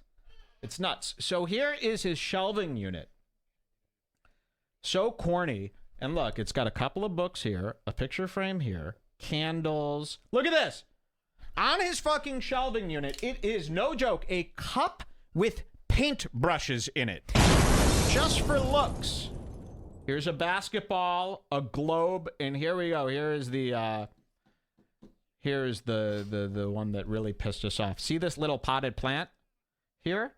We have the same one. $20 from CB2. And I just find that so corny. Your talk show should not have anything from a chain furniture store in it, okay? Unless it's unrecognizable. I find this to be so unbelievably tacky. And who is this for? Certainly Dave Rubin's audience doesn't want to be in this room. This looks like a room from like a house in 2006 from some boring-ass whack family, who's decorated their house with no character, no charisma, no style. Why am I in this room? A fucking glass table? Oh, the shelves also. Do they have glass? Are they glass shelves there? Looks like it. So terrible. The fake brick, of course. I got that idea from Rogan. Everybody thinks Rogan's fake bricks are so nice. You know what doesn't look good with fake bricks? When you look at Rogan's ceiling, and it's the ceiling like with those, what do you call it? Like an office ceiling with those tiles. Joe Rogan's got that office ceiling with the tiles, like those foam ones that you push out and in. And then he has a brick wall leading up to it. And obviously the brick wall is fake and not natural. And he has that stupid-ass ceiling that you wouldn't pair with a brick wall. It just looks so fake. You might as well do what Brian Redband do and get a brick wall bed sheet and hang it behind you. Because this isn't fooling anybody here. So yeah, we thought that was rather repulsive, and ours actually, thank God, our little plant that we got from CB2 broke, and it's shattered because of those 4 cats that hang out on our porch. They broke that. They were playing. Yeah. So there he is, and here's Tim Pool. If you want to hear a little bit of Tim Pool here, why not? Let the man speak. Here I am sitting here, Jack, you're justifying why everything you're doing is right. I'm trying to justify why what you're doing is wrong, and that's the end. Nothing's going to change. And so for me, I'm looking at the opening gateway, the bridge to the nightmare dystopia. When I see conservatives being banned from bank accounts, from Patreon's one thing, but then PayPal's another. Then Chase actually shuts people down. MasterCard, according to Patreon, MasterCard actually wanted to get I believe Robert Spencer. They keep using this Chase bans people. Who did they ban? Lady A, Lady Alchemy. And I guarantee, because, she posted the letter. So this is the story. Lady Alchemy, Martina Marcota, claims she was banned from Chase Bank for being a conservative. She has a letter. She posted the letter. The letter says nothing about that. She could have been writing bad checks for all we know. So, and think about Lady A. Think about how schemy and how much of a liar she is, how bad of a person she is, how scary she is. Definitely, she probably writes bad checks. She probably does that thing where you write like $1,000 check, deposit it into the ATM, and then take out some cash, She was probably doing a bunch of schemes like that, because she constantly needs money. She's constantly always involved in a money-making scheme. We saw her GoFundMe. Always a money issue with those two. Always needing of a fundraiser. They're always coming up with ideas for fundraisers. And why wouldn't they be? It makes perfect sense. Just because somebody's on the internet doing a talk show, in front of a camera, doesn't mean they're making a dime, So these people all work online all day out of their houses. They probably have no money. They're constantly coming up with fundraisers and schemes and tricks just to keep afloat here. And I guarantee it was probably more related to that than just being a conservative. Okay? It definitely could be. But I doubt it's the conservative that you're thinking. It's not like she's a good person. Remember, we just caught her, watching a Nazi program the other day. Buckby cleaned out her account. Lady A is so dumb, they're saying. She's the new Alana Love. Do I not have that here? Wow, I don't have it here anymore. Wow. Interesting. I took that off. My woman, Alana Love. Lady ban user from chat A. Oh, yeah. The Rebel is built on fundraiser scams, they're saying. These people love a fundraiser. Thought audit. Yeah, that would be great. I would love to audit her. Okay, I think we might be out of light news. What do you say? On light news? All right, fine. Yeah, that was light news. It was livid as hell. It was fucking cool. If you don't like the news, you could drop dead. All right, shout-outs. Welcome to Red Bar. This is a Scars Club episode. It is behind the paywall. This is how we make money here, okay? No advertisers, no schemes, no tricks. The Scars Club. RedBarRadio.net/Scars Club for episodes like these and access to our entire archives, okay? And we need money, All right, let's get into the Fool's News here today. And the first thing that happened this morning is Brian Redban ordered a Tesla at 4 in the morning. This is actually crazy because I went online to do one myself. And you know what the big problem is? Look at this. Redban saw Rogan and Tiffany Haddish got a Tesla, so he went home and ordered one online at 4 a.m. That's a $90,000 car. He just finished paying off his Honda Civic, for God's sake. So look at this, and Redban posts this. He brags. I gotta say, I think a lot of people fake order Teslas to brag. They pre-order Teslas pretending that they're getting one and then hope their friends forget about it. Okay? Or they say, oh, mine's on back order. It won't be ready till 2020, so I canceled it if they're ever asked. I've seen people do this. Okay? And, you know, the reason that they do it is because when you go buy a Tesla, it's like easier to buy a Tesla online right now than to buy like the iPhone X. It's simpler. It's less clicks. I went online to do it. I went, here, check it out. And this is weird. To buy a $90,000 car with 5 clicks. Look, Google Tesla X. Go here, the Model X. And then you go to their website, and it's as if they're selling, you know, a T-shirt. Here, look, order now. Okay, I'll click it. Oh, this is cool. Design your model. Okay, here, I'll pick the low range. Look, low range, or long range, sorry, is $78,950. Okay, I'll click next. Select color. We'll just keep it the stock, okay? This is all stock included. I'm not adding any options. And here we go. I'm done. Payment. Was that 4 clicks? It takes 4 clicks. Here's your total. $88,000. Here, would you like to pay with a credit card? Let me just check with my bank.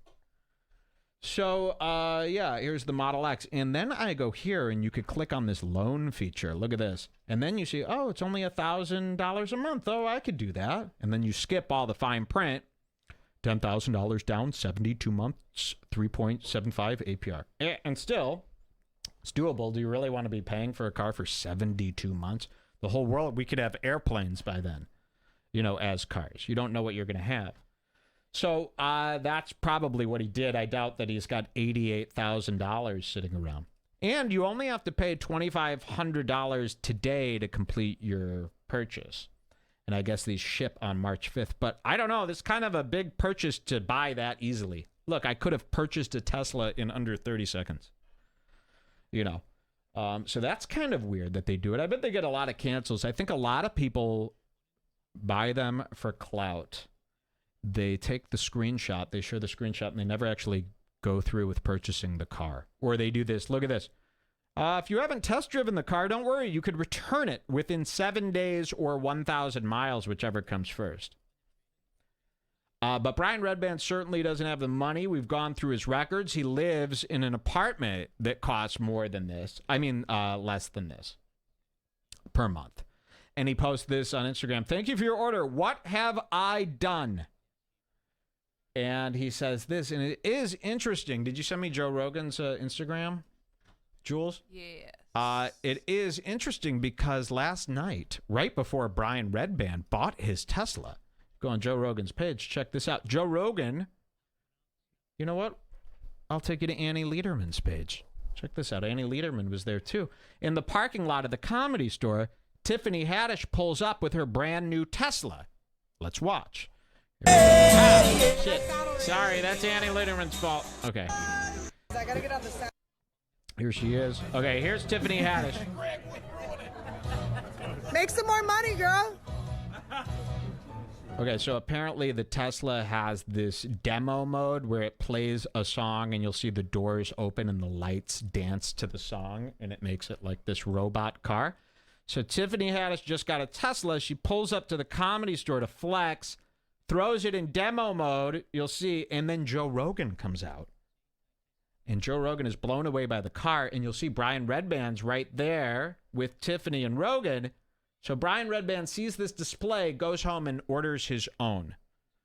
A $90,000 car there that he thinks he's just going to pay off until he reaches $90,000. So watch this. Here it is. So the door is open.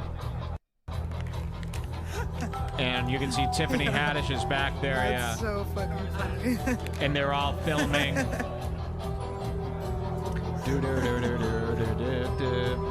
Here, watch. It'll start doing the cool steps.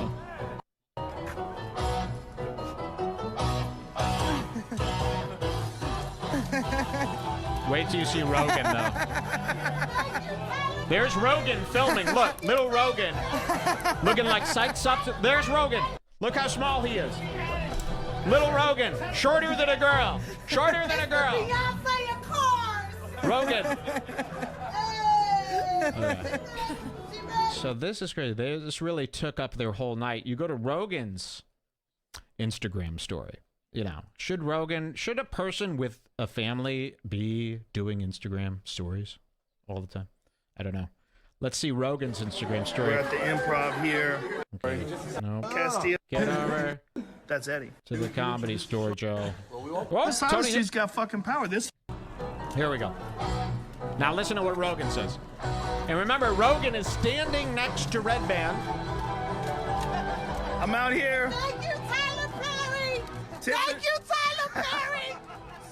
Tyler Perry, baby. So Tiffany Haddish gets a Tesla because she became a giant rich movie star this year. Brian Redban gets a Tesla because he saw a movie star get a Tesla. Which one will end up in more trouble first? I can't wait to see. How's her Tesla dancing? There's Joe. That's Joe Rogan. Beyonce of cars. Hey, C-Red. Joe Rogan in bed with Tesla.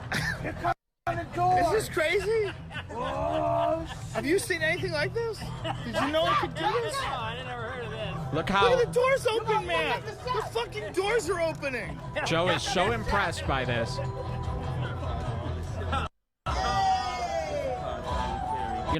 There's so many things that Tesla could do that when they tell me about a new one, I go, yeah, figures. I'm not blown away anymore. I get it. It has a ton of little funny Easter eggs. Okay? Joe Rogan is still blown away by that flamethrower. He just can't get over it like a child.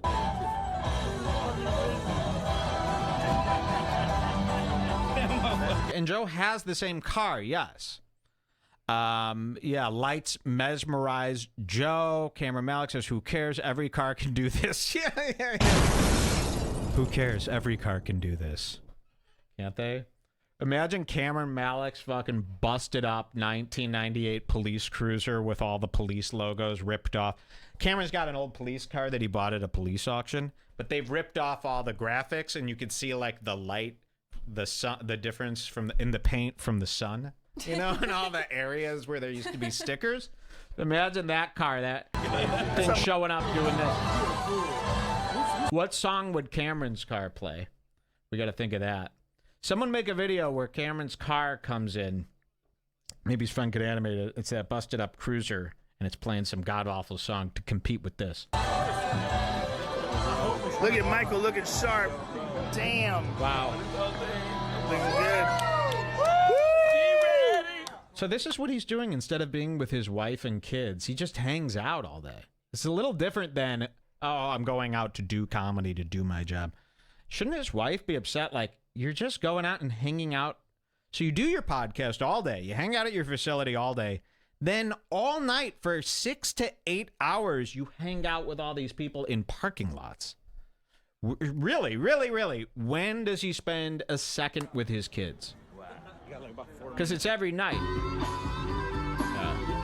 So now you know why Brian Redban bought a Tesla. And hopefully this screws up his whole life. This could be the ending of his whole life. That money pit that he's involved in right now. He's certainly not a good driver. You know how many drive-thrus he's busted up, crashing into at 3 a.m? Seriously. The guy once drove through a drive-through window. Like, for real, with his car.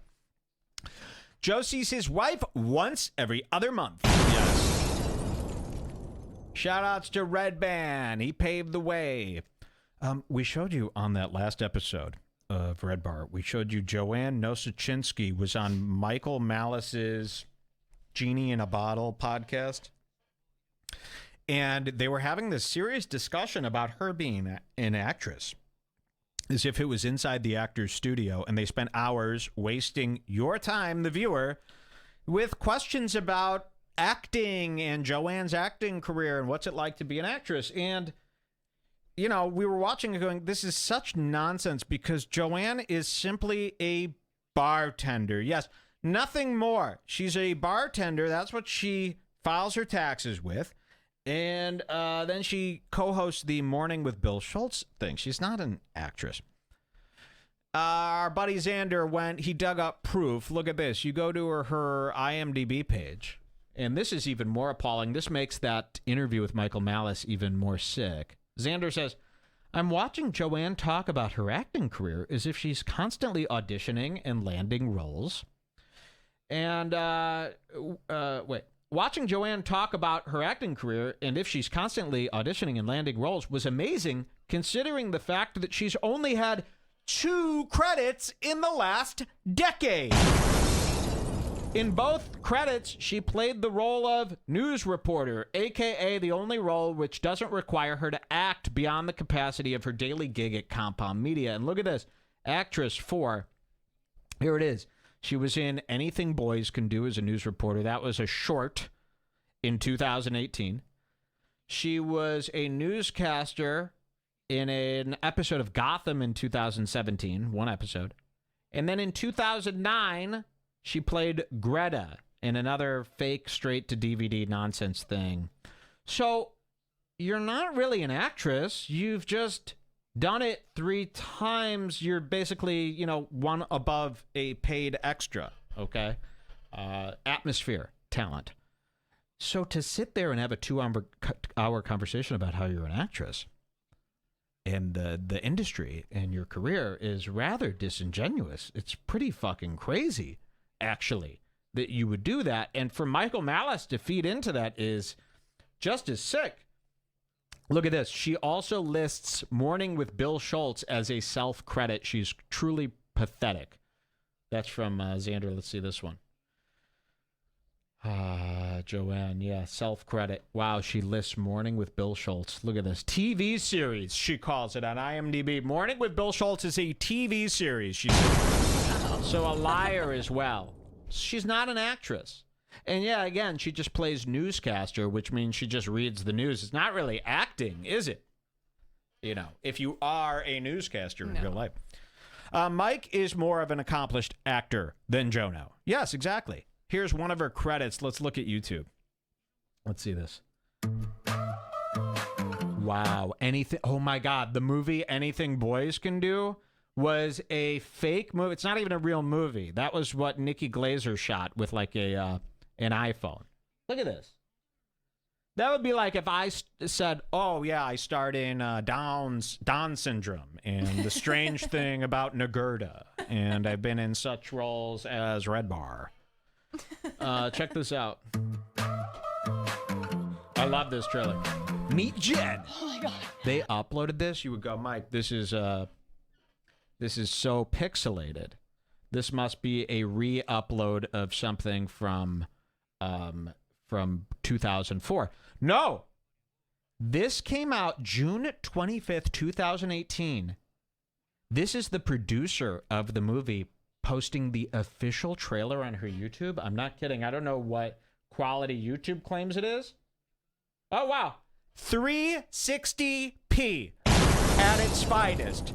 So the producer of this movie, this is the official trailer for the movie that Nikki Glazer made with, what you're going to see here, lovely Joanne, No Such Thing Ski. 375 views on the official trailer, and the top quality is 360p. Less than a year old. And shot, just a little under 2 years ago. Let's watch it. Remember, half of this was shot at Compound Media. Oh my God. What's hell? I had fun the other night. Same. We should do it again. Nikki Glazer.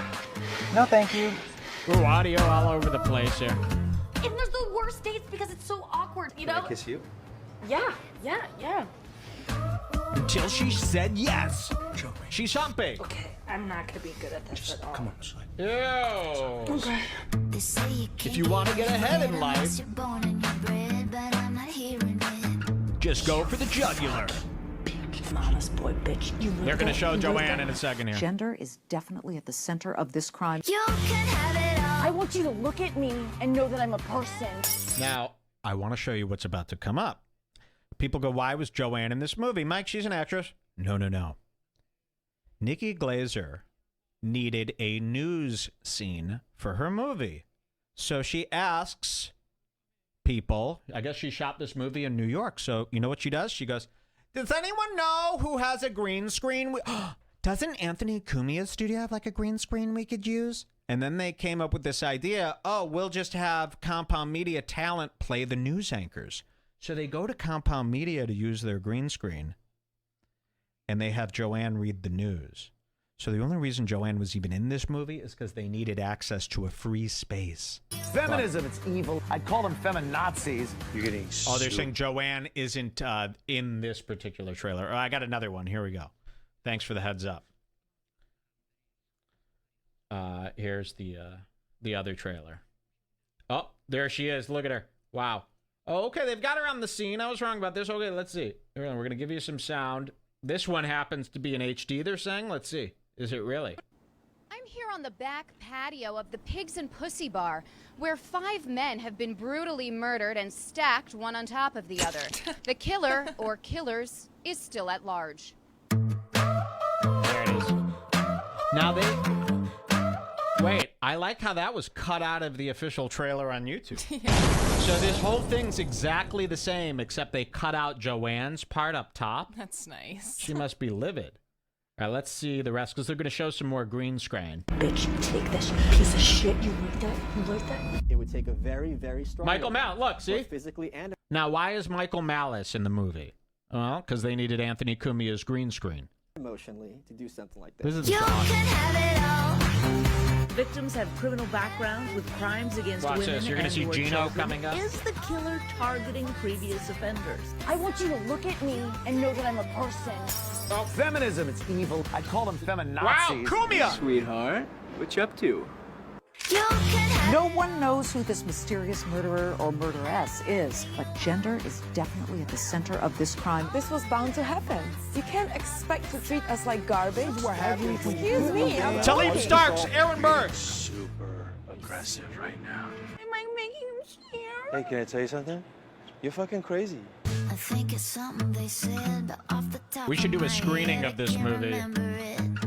Let's go. Created by Bonnie McFarlane. Wow. Oh, that's how they got the connection. Okay. Created by Bonnie McFarlane. So she goes, I know where we could do the news scenes. And then, since she's such a lazy person, she just had all the Compound Media people do their thing. Hey, did that movie ever get released? Let's do a screening. Wouldn't that be fun? Movie night. How about that? I really want to do that. Uh-oh, REDBAR our new camera movie went out show. here. Is it coming back? There I am. Yeah, let's do movie night and screen that. Is that movie out? Let me know. Or did it never come out? Wouldn't that be a good movie to screen here? Did they even, do they have a 4K version? Probably. Yeah, let me know when that's coming out. A Fool's Medley. Let's see. JoJo was cut from the trailer because she actually looks okay. No. Get that out of your head. Yeah, let's do it, someone says. I hope they conned Keith into funding this. That was a real Sicilian vampire level type of film. Yes. Fucking Elgato. Yeah. That would be funny. The Duca streams restructured. Resurrected. Oh, shout-outs to Mark Viduka. He paved the way. Most of the characters are news people. Okay, Voss wanted to save money on resolution. I've got to admit something. My brain is starting to shut down. So if I start getting super wacky, that's why. And I deeply apologize. Let me know if that movie is released and we could do a screening. We'll do that sooner than later. I would like to do a special Scars Club event for that. We need another Scars Club event coming up. We haven't done like a live watch in a while. Netflix bought it. Not, someone says. Double feature with Landau's movie. I cannot do that. That's too long. Take another 3 Advil, someone says. You mean 4. Have a morning Sven-style shot of Coke or vodka. We don't have any vodka. That would be good. We ran out of so much vodka that we started drinking Japanese cooking vodka the other day. You want some wine? No. That'll definitely... you don't want to mix Kratom hangover with wine. No. I watched Mrs. 45, which looks like it might be the inspiration. Anything Boys Can Do 2018. The budget, $25,000 estimated. Send Mike booze. Yeah, that's a good idea. We have a P.O. box. If you want to send me tons and tons of booze, opened. $25K for that. $25K is really nothing for a whole movie. That's really, really nothing. That could go super, super fast. And I doubt they even spent that much. Whatever happened to Gavin's movie with Liz in it? Yeah, I'd like to know that. We still have no date on the movie, Bonnie McFarlane. Speaking of Fool's movies, there's a new Dane Cook movie I added the trailer for. Really? Is this it? No, it's in the notes. Oh, it's in the notes. Dane Cook has a new movie coming out. Is this going to be in the theaters? Nope, it's a straight to DVD. Really? So that's why Dane Cook's making himself everywhere. Because I was wondering, I go, what's his thing? And Like, he's is he also coming? doing He's a got that tour, yeah. This should be funny too. Dane Cook is really putting it all out there. He's got a new movie that he stars in, an action movie, and he's making himself like Tom Cruise in it. It's so pathetic. Because didn't he like produce the movie too? Let's see what this is. American Exit on DVD, digital, and on demand May 14th. Based on the incredible true story, the searing crime thriller stars Dane Cook from Good Luck Chuck as Charlie, a desperate father. He's Charlie again? As a desperate father who steals $1 million painting from Anton. Okay. This is Dane Cook's new movie that's coming out. And we should like go nuts with the reviews and stuff. He'll go insane. He's really on thin ice as far as his stability goes. We've got to watch this one. Yeah. Can you believe that Dane Cook turned into one of our enemies here? Isn't that great? Let's watch Dane Cook's trailer. I'd like to see this. Hey, stop right there. Put your hands up. I'm a cop. What would you do with $1 million? What'd you do? Oh my God. This is like Gavin's movie where he shows his kid how to be a man. Mom. You gonna tell me what's going on? Pull up the Gavin trailer for that movie. People won't believe this. Do you know Gavin was the star of a major motion picture once, and it was actually a good, regular, like, real movie? I've never seen it. This is insane. We have to watch that after this, because maybe We I should start having a movie. Weekly movie night. Where Yeah, we pick let's have a fool's movie night. It's too much. Usually, I don't like that. It's so ironic and stupid, you know. But I think that the Nikki Glaser one will be good since it's got so many stars. But I really don't like to make fun of bad movies. I find that to be more of a Ben Glebe-esque activity. You know? The new movie show. Yeah. Okay, watch this. I'm not supposed to be calling you right now, but I just Dane Cook's movie. But I'm okay. Where are you? That is our destination. We're going to his house in Mexico. Your father Remember that doesn't last have a time in house Mexico? in Mexico. We have to make a detour. Wow. A steal of a lifetime. Get back! He's an action star. Who are those guys? Are they gonna come after us? An unforgettable journey. Your dad is in some trouble Oh my right God. now, and he's not being rational. You stop! Leave me alone! One last ride Why are you doing this? for a new beginning. They're gonna kill you. No! Dane Cook, Levi Miller, Udo Kier. Where is it? Police are looking for you. Looks terrible. Leo! You know a movie is cheap and bad when they go out of control with color correcting? You know? What you want to do, you want your color correction to look fucking normal, just enhanced. But whenever somebody puts these giant color filters like this, like, what is this? The opening of Portlandia, which was way too green. I hate the opening of Portlandia. It's like literally they put like green glasses over your eyes. What is all this noise here? Oh, it's me.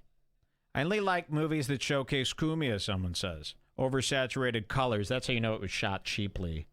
And they're like, let's make it look like a movie by putting this filter on it. You want to see Gavin's trailer for his movie, How to Be a Man? And everyone should actually rent this. If you can, I don't know where to even rent this. It's called How to Be a Man. He wrote and directed and starred in this movie that came out in 2013, I think. Let's see if it holds up. I saw it when it came out, and it was like a real movie. Let's see. We have a good relationship, and we love each other very much. If you want to have an affair, that's fine, because I know you can't get pregnant. That is true.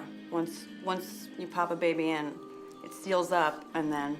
You don't worry about affairs after that. Right. Like, I could get jizzed in like 3 or 4 times a day, and you would never know. This is when Some Gavin guys, was like, straight they up wanna jizz lifestyle. in a pregnant Okay. lady.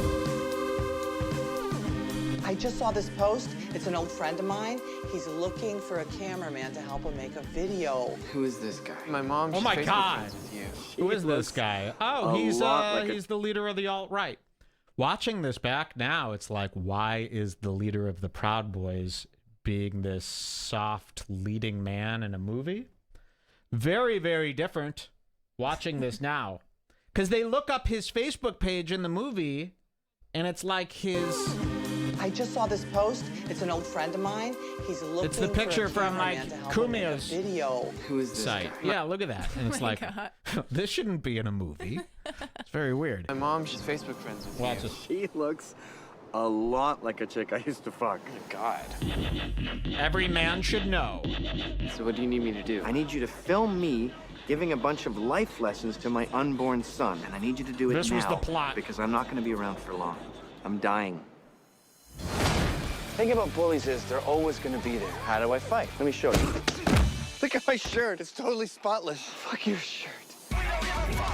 Lesson 2, I want drugs. to tell you about drugs. Cocaine is fun. It's an easy way to get laid. Let me see a dick. Just pull it out for 1 second. Just flash it. Zoop. Do you want coke or not? Did you get us heroin? I want you guys to stay here. Don't move. These people feel disrespected. They will swarm you. They'll beat the fucking shit out of you and spit in your mouth. They'll take turns. It's like a dominance thing. I don't understand it. Yes, a stop joke. This is heroin. If you do this, you will be like me, and I'm dead. Brian, who is this old dude? Shut up! The secret to humor is brutal honesty. You look like a handsome Chinese man stuffed into a child's body. So, yeah, it's a long trailer. It's a heartwarming movie about a guy who teaches a nerd how to be a man. Seriously. And the end is, like, heartwarming. I want to watch it It's now. one of those, like, coming-of-age nice movies. Damn. I'm not kidding. And what was so very weird about all of this, you know, this is weird, and I asked Gavin about this. When Gavin first started Compound Media, okay? Remember, I met with him at this bar when I was filling in for his show, and we sat there and drank. And one of the questions I asked him, I go, you know, he was bitching about how, you know, he was like, how do you even make money off this shit? Like, back then, he was trying to figure out how to make money, because obviously Kumia wasn't really paying him. He was looking for alternative ways to make money for his show instead of just doing advertisers. And I asked him, I go, you know, you've got how many books out? You've got movies out. You've got all this stuff. You never promote any of it on your shows. Like, what's with that? Like, shouldn't Gavin be promoting his... You wouldn't even know that he's got published books that you could buy at the bookstore and on Amazon and stuff. And movies like that. Like, half the people here today didn't know he wrote and directed a real Hollywood feature film. Do you that you think could he go buy. goes back and watches it late at night thinking about what could have been? I don't know. I don't even think he really remembers these things. But I asked him, why don't you promote them? He goes, I don't know. Isn't that stupid? Like, you could be making a lot of money if you just told people. Imagine if, like, all the Proud Boys went out and bought all his old books. Half of them probably don't even know that movie They don't even know, exists. yeah. It's very weird. So I wonder, like, what happened there. If he doesn't want the people he worked with to get any of that money anymore, or if he's... And then there was no Rotten Tomatoes for this movie either. It was very weird. So something definitely was going on with that. I can't quite figure it out. Start a cult, someone says. You're an inspiration, Mike. Yes, he yelled this to me. But he also has yelled this to some really shitty guys since then. So Hunter, Alan J. Hunter Erickson. Drastic, and lots of people are So inspirations. you're basically the same as them. Yeah. I'm Adele Inspirion, or whatever it's called. What do they call that? Let's see. Okay, so Dane Cook's got a new movie coming out. It looks pretty good. And he really tries to be serious. I don't think there's any jokes in the Dane Cook movie. I saw a post that he posted where he's like, doing a serious acting role. It's going to be good. So let's flame the shit out of that movie, man. Let's make it look really bad. Review bomb it. Review bomb. Is that illegal? Review bra. Yeah. It. Okay, let's see what we've got here. Red Band gets a car. Cool. Crowder. Michaela Peterson. This news just broke today. Michaela Peterson officially has Lyme disease. This is kind of gnarly. There's a lot going on here. Michaela Peterson, of course, is Jordan Peterson's daughter. And one of the carnivore diet's main spokespeople. And remember, this whole thing started with Michaela Peterson because she's claimed she's had this autoimmune disorder her whole life, and all these terrible, terrible, terrible health problems, and that the only thing that saved her was switching to the carnivore diet. And she's become a spokesperson for the carnivore diet. In fact, that's how she makes her living now, that and being a cam whore for the carnivore diet fans that watch her videos. Wait till you see her last video here. Let me pull this up. I said I am losing my mind here today. Okay, it's going to get lost very soon. There she is. Hi, everybody. My name's Michaela Peterson. Welcome to my channel. Wow. Now, here she is out of, you know, the bed and breakfast over at Schrute Farms. Yeah. Here she is at one of George Washington's old slave haunted homes.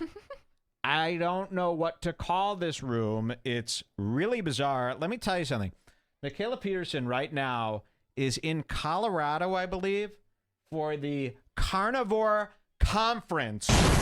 They're having a carnivore diet convention, and she is one of the lead head speakers. Okay? This is really all happening. Now, what I want to know, I have something else going on here. So she's filming herself from a hotel at the Carnivore Conference, but let's take a look here. Why is she in a room from 1801? A gold old lamp, an old door with a keyhole that you could look through.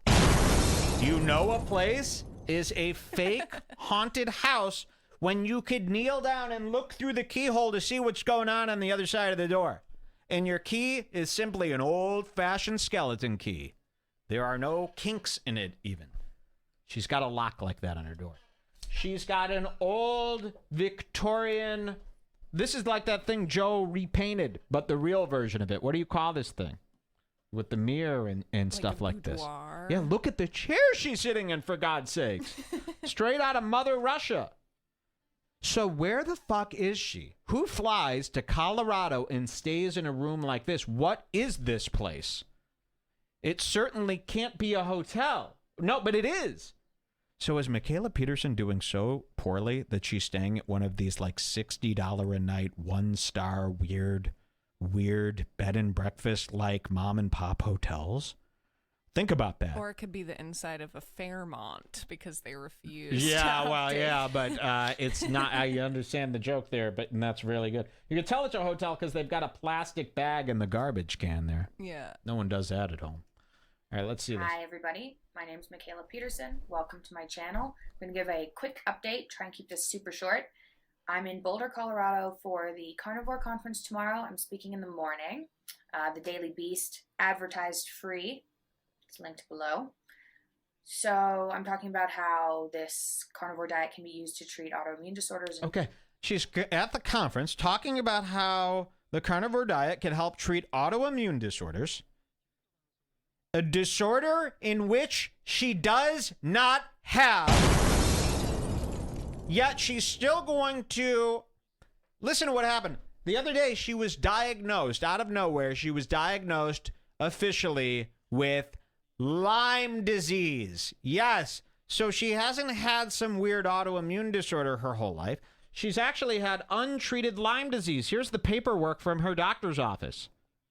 So this whole time she's been treating a mystery illness with the carnivore diet and attributing the effects of the carnivore diet to helping her autoimmune disorder, but she has Lyme disease that she's never had treatments for her entire life, okay?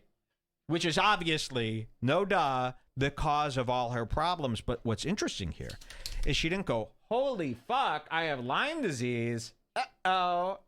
So basically what's been happening is, listen to this, the Lyme disease stuff, okay? The symptoms, they kind of come in and out. You know, you have bad months. You could like go like 5 months, like feeling okay, and then the Lyme disease flares up again. So this whole time she was carnivore was just kind of a coincidence that her Lyme disease effects were kind of just in that stage of, you know, down, okay? Because they fluctuate. So she thought that the carnivore diet was healing her autoimmune disorder when really her Lyme disease was just kind of under wraps for a little bit. while she happened to be on the carnivore diet. I don't even think there's a link there. Now, she knows all of this now and is just pretending like, I'm not. Listen to this video. You got to see how she chooses to go about this new news. Now, this should be enough. Like, she should come out and go, oh my God, wait, I got to reevaluate everything. Let's put a pause on this carnivore diet thing and go talk to the doctor, get treated for Lyme disease, see if that clears everything up before I kill myself here, okay? This is really crazy. But let's see how she decides to handle this news. Watch how she just kind of glosses over the fact that everything she's been doing for the last 2 years is kind of a giant con. Watch Mood this. disorders. I'm really excited about it. Should be really fun to meet people. And she finds out she has Lyme disease while she's about going to the conference the day before she's about to speak in front of the whole audience. Shouldn't she go, actually, I'm going to have to cancel my talk because I got to figure out this thing first to see if it's even legit.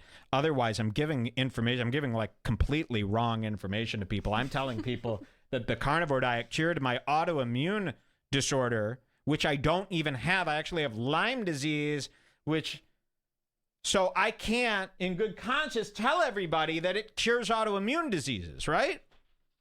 Is that what's happening here? Nope, she didn't cancel. So watch this. And meet people I've been speaking with on social media for the last year, so that should be super interesting. I'm also going to a dinner tonight in not very long. What time is it? In an hour, so that's fine. Do we have any more? But mostly I want to update people on this gut flora transplant I did. Listen. So basically a gut flora transplant. She had a gut flora transplant, and she's still talking about all this stuff, knowing that she has Lyme disease. She's even going to mention this coming up. But she's telling people how all these other treatments work. It's like, you don't have to do any of that. Just get treated for the Lyme disease. You'll be fine. Transplant is a poop transplant. A poop transplant. Basically. They take a healthy person who's able to tolerate a whole bunch of foods, theoretically. They test them for hopefully everything.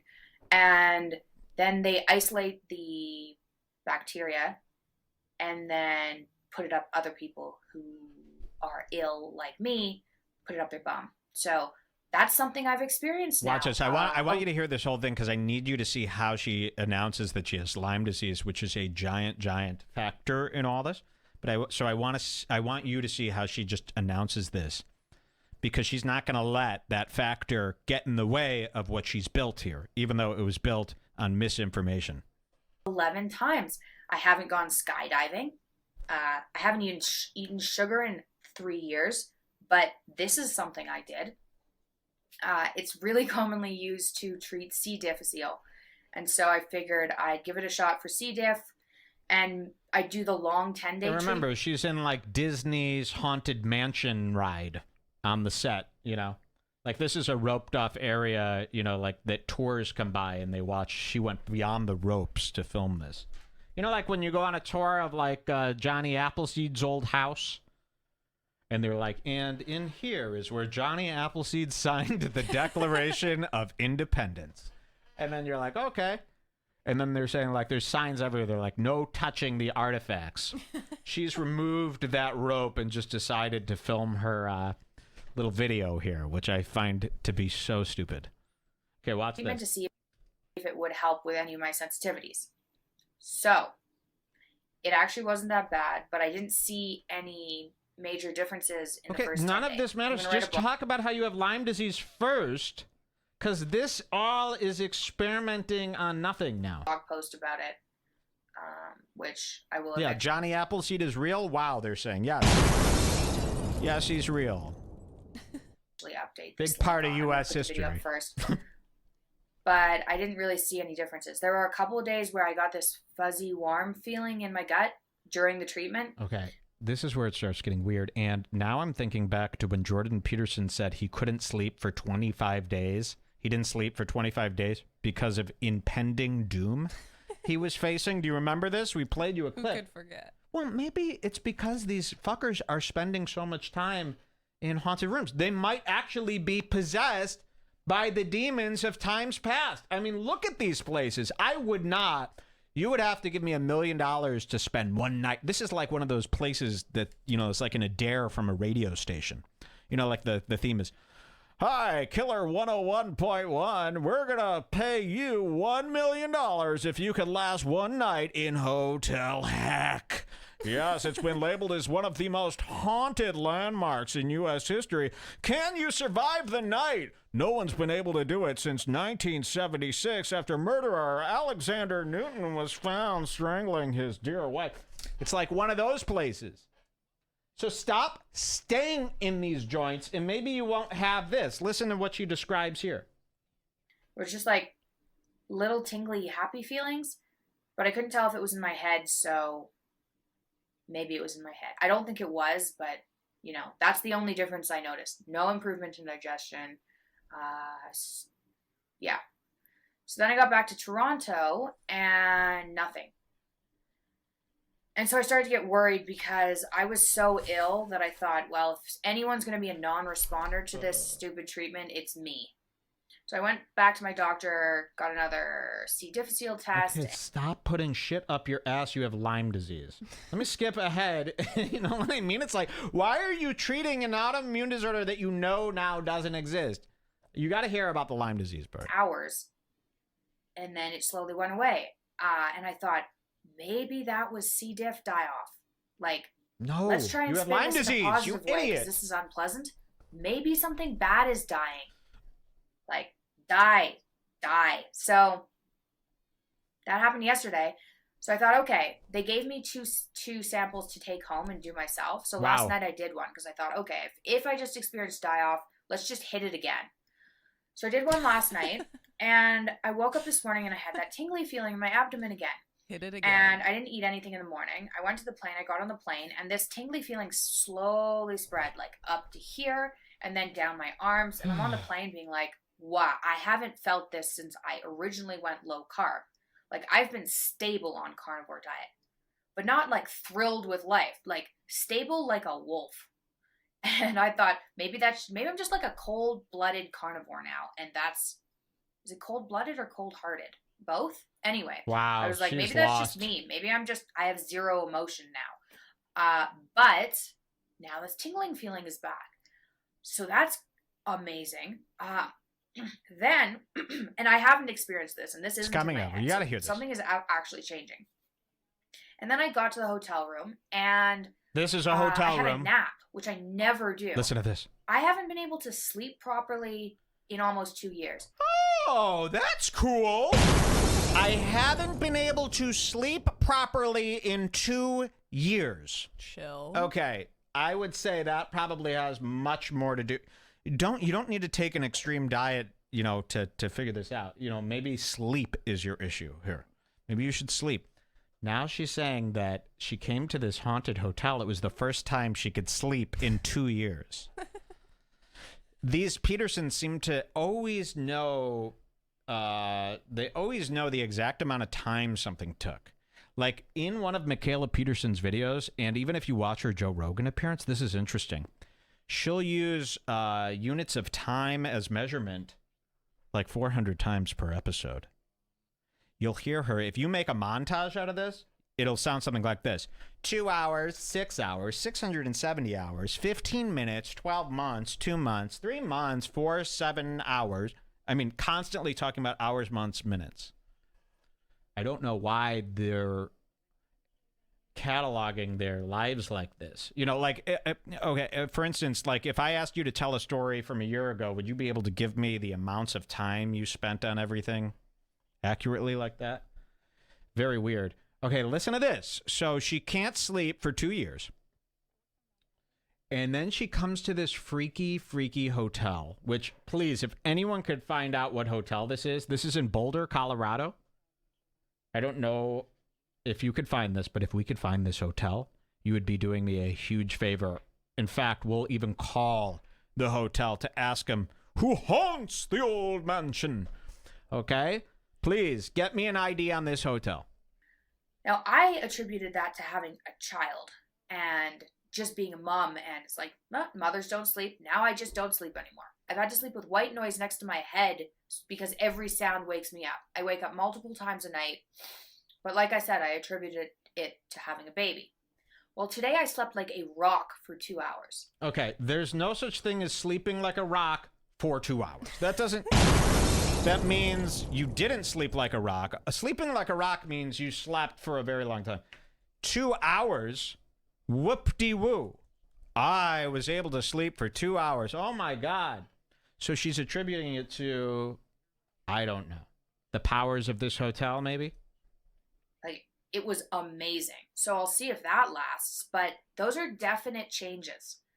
I'm being hopeful right now, and hopefully I'm not being overly hopeful, but I think there's something to this. So I'll keep you guys posted, but so far so good. The only downsides of having the treatment, my skin broke out a little bit.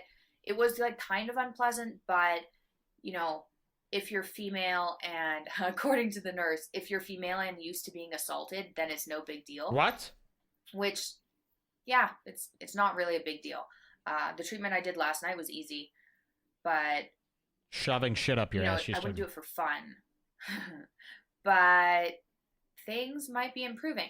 The other interesting thing that happened, real quick, because my computer is about to die, I got a Lyme disease test back positive.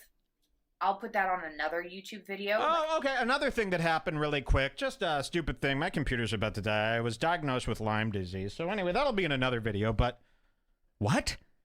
This is like the most important. I mean, her whole career has been this sob story about this mystery illness that she's been trying to treat, and she's tried everything and nothing works, and the carnivore diet is the savior. She's built everything on top of that idea. The fact that you were diagnosed with Lyme disease changes all of that. And as a responsible person, you must stop everything and treat the fucking Lyme disease, you crazy person. Cancel the conference. How many bacterial things can I have that are wrong with me? Listen to how she deals with this. I grew up in Boston. My grandma got Lyme disease, but she was treated. I'll get into that next video. Then I also got my zonulin levels checked. Now, zonulin. Why? Stop checking anything. You got it. You found out what's wrong with you. Lyme disease, the terrible, terrible disease that everybody fears and hates. Why would you go on to get anything else tested? Why are you even here? Why aren't you at the doctor right now going, give me all those Lyme disease shots now? Why? So she wants to, it's like she didn't even consider how crazy this is. It's like her brain is now wired to just, because why would you even admit that you have Lyme disease to all these people unless you were so unaware of what's happening here? You know what I mean? I think she's in such a deluded state here that she's kind of not even letting her brain tell her that, you know, the reality of this situation.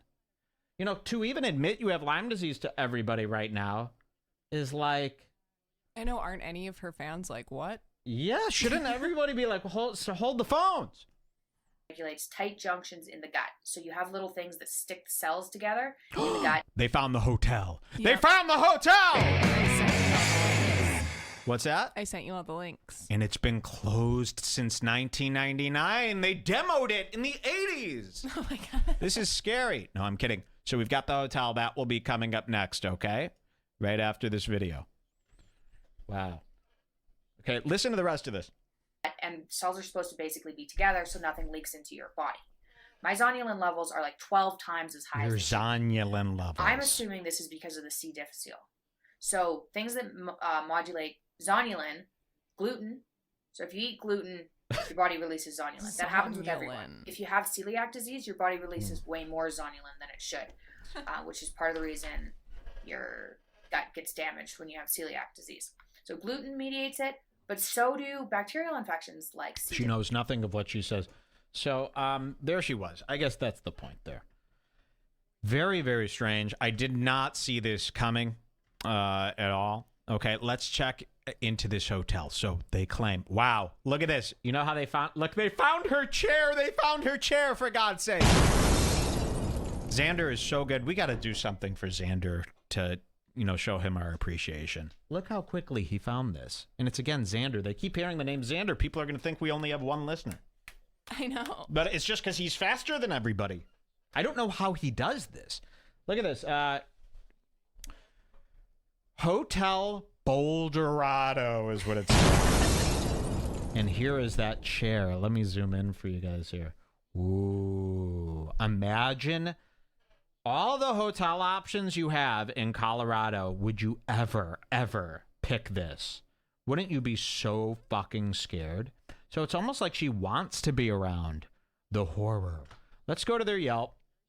Let's see what's happening here. Okay, let's take a look. This is my kind of thing. Wow, 4 stars on Yelp. It's a nice place. Oh, okay. This is I mean, it's definitely. Look at this. Hotel Boulderado.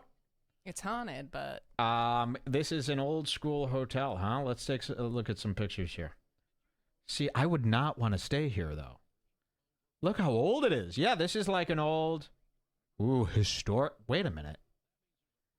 If this is historic, why did they redo all the brick on the outside? They made this look like a modern building. Okay. Yeah. Is this where the conference is being held? they think it's at this theater. Oh, okay. Ooh, look at this place, man. This is too scary. I wouldn't be... Oh, my God. You'd be able to sleep in this room? Are you fucking kidding me? That's terrifying. What does it remind me of? Yeah, this is like Hotel, the American Horror Story Hotel. This is so scary. Look at this. At night, this giant curtain disaster thing comes to life. Can't you imagine that? This thing comes off the wall and starts walking at you. Let's see what else happens here. Okay. Ooh, wow. This old saloon. Ooh. Okay, I guess it's kind of historic. I would never stay here, though. Like, wouldn't you look at these pictures and be like, ugh, no. So let's call them. Okay? See what's up over there. Okay? Spread some rumors, spread some lies. Fuck around with them. You remember... Oops, I don't need it. Oh, yes, I do. You remember my last call? It was to... who did we call last time? We called that restaurant, the 3.5-star restaurant in Austin, Texas, that Paul Joseph Watson was throwing under the bus. All right, let's call this place, and we'll investigate. We'll see what's going on here. I can't believe you found this just based on that chair.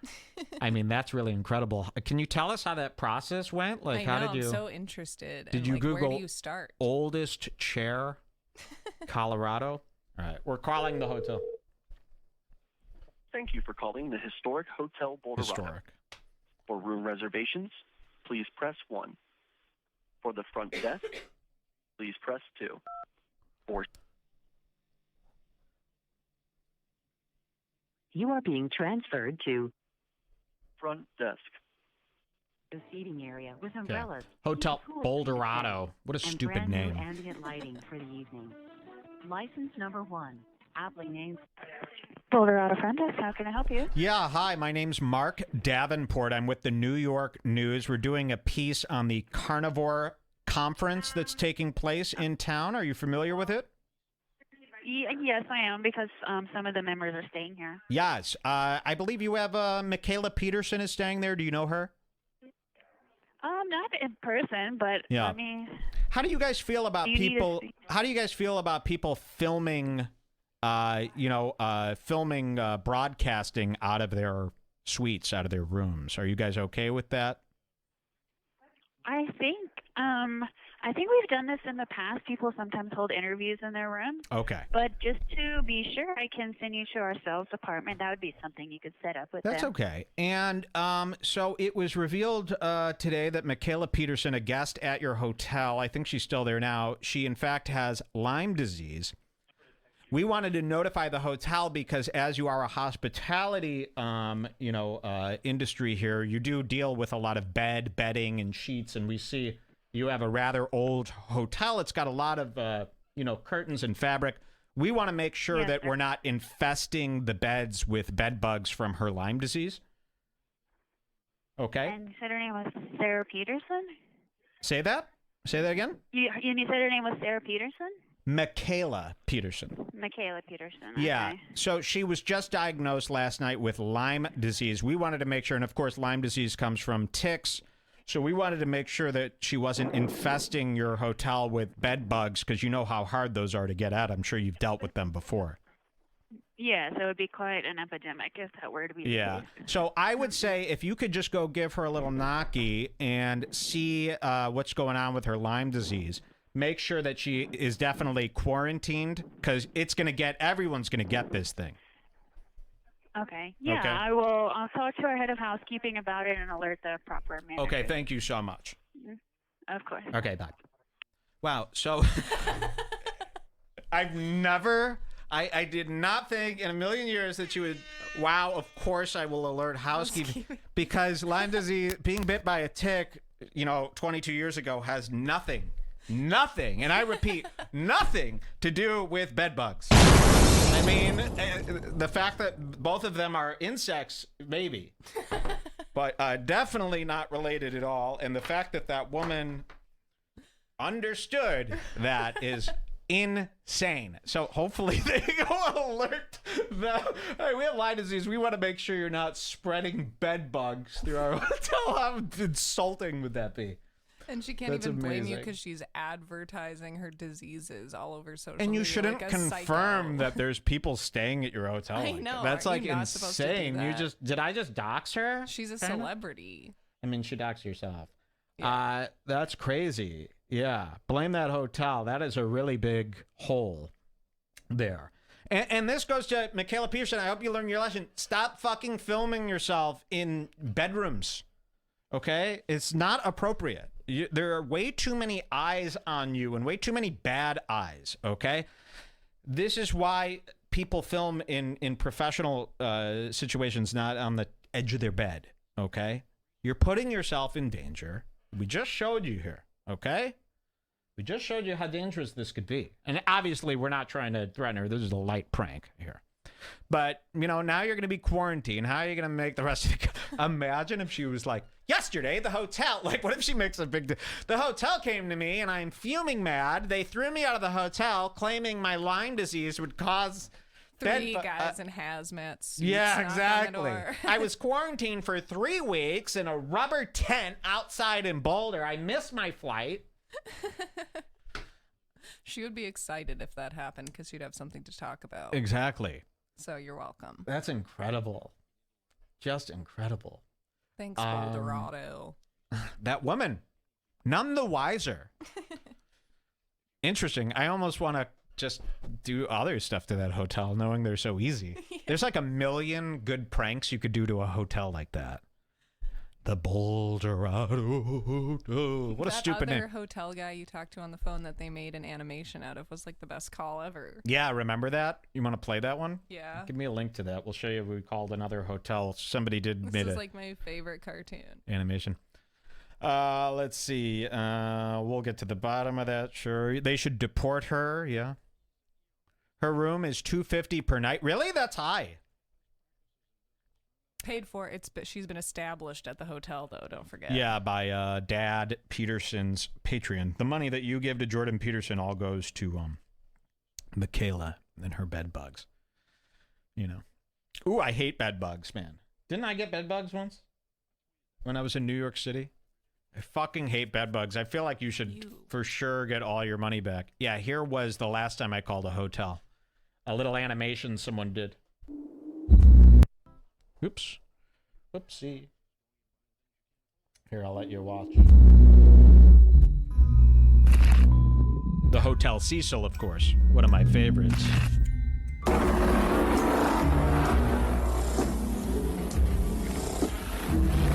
Red Bar Remembers. New segment, Red Bar Remembers. 2016. For reservations, please dial 1. For sales, please dial 2. Stanley, can I help you? Yes, I'm interested in booking a room at the hotel, but did this used to be the Cecil Hotel? It used to be. Oh, okay. I'm reading this story about this girl who died in the water tank there. Yes. Is that true? Yes. Ooh, isn't that kind of terrifying? Somebody died there? No. It's not. No. Does anything weird happen at this hotel? No. Are there any murders there? That I don't know. Not on my watch, anyway. Have you heard any ghosts or screams? I have not. Are you a murderer? Not to my knowledge. You haven't seen doors that lead to nowhere I have and not seen anything. halls that never end No. and elevators that go to floors that don't exist. Well, yeah. It's like any other hotel. So what is your name? I'll come and ask for you. My name is Bruce. You can come ask for me. All right, thanks, Bruce. I can't wait to come check out the hotel. I'll see you soon. Bye. Bye now. Uh-oh, and then here, look what happens. The ghost of Lisa Lamb appears. Ah!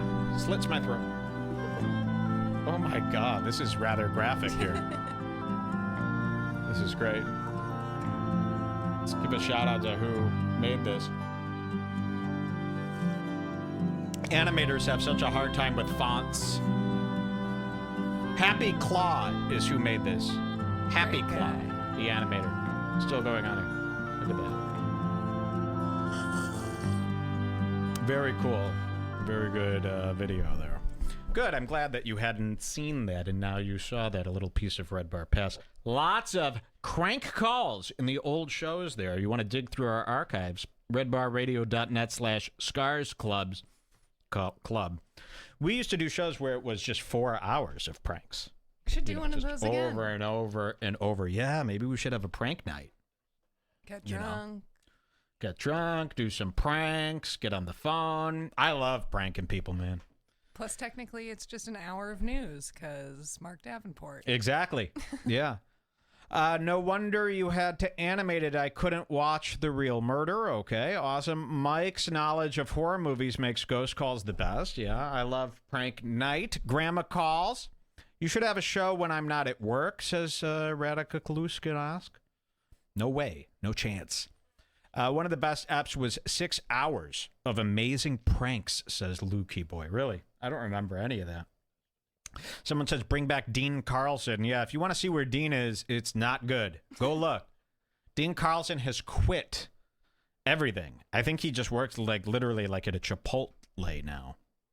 It's very sad what happened to him. Okay, Michaela Peterson. Grow up and get a what? Boyfriend, baby. Yeah, how's Sven doing? Is he still sick? Yeah, they had to take out, they're saying he might not be able to speak again. Seriously. Let's do what? Really? Yeah, they're saying they might need to remove his stomach, which would obviously cause him never to be able to talk again.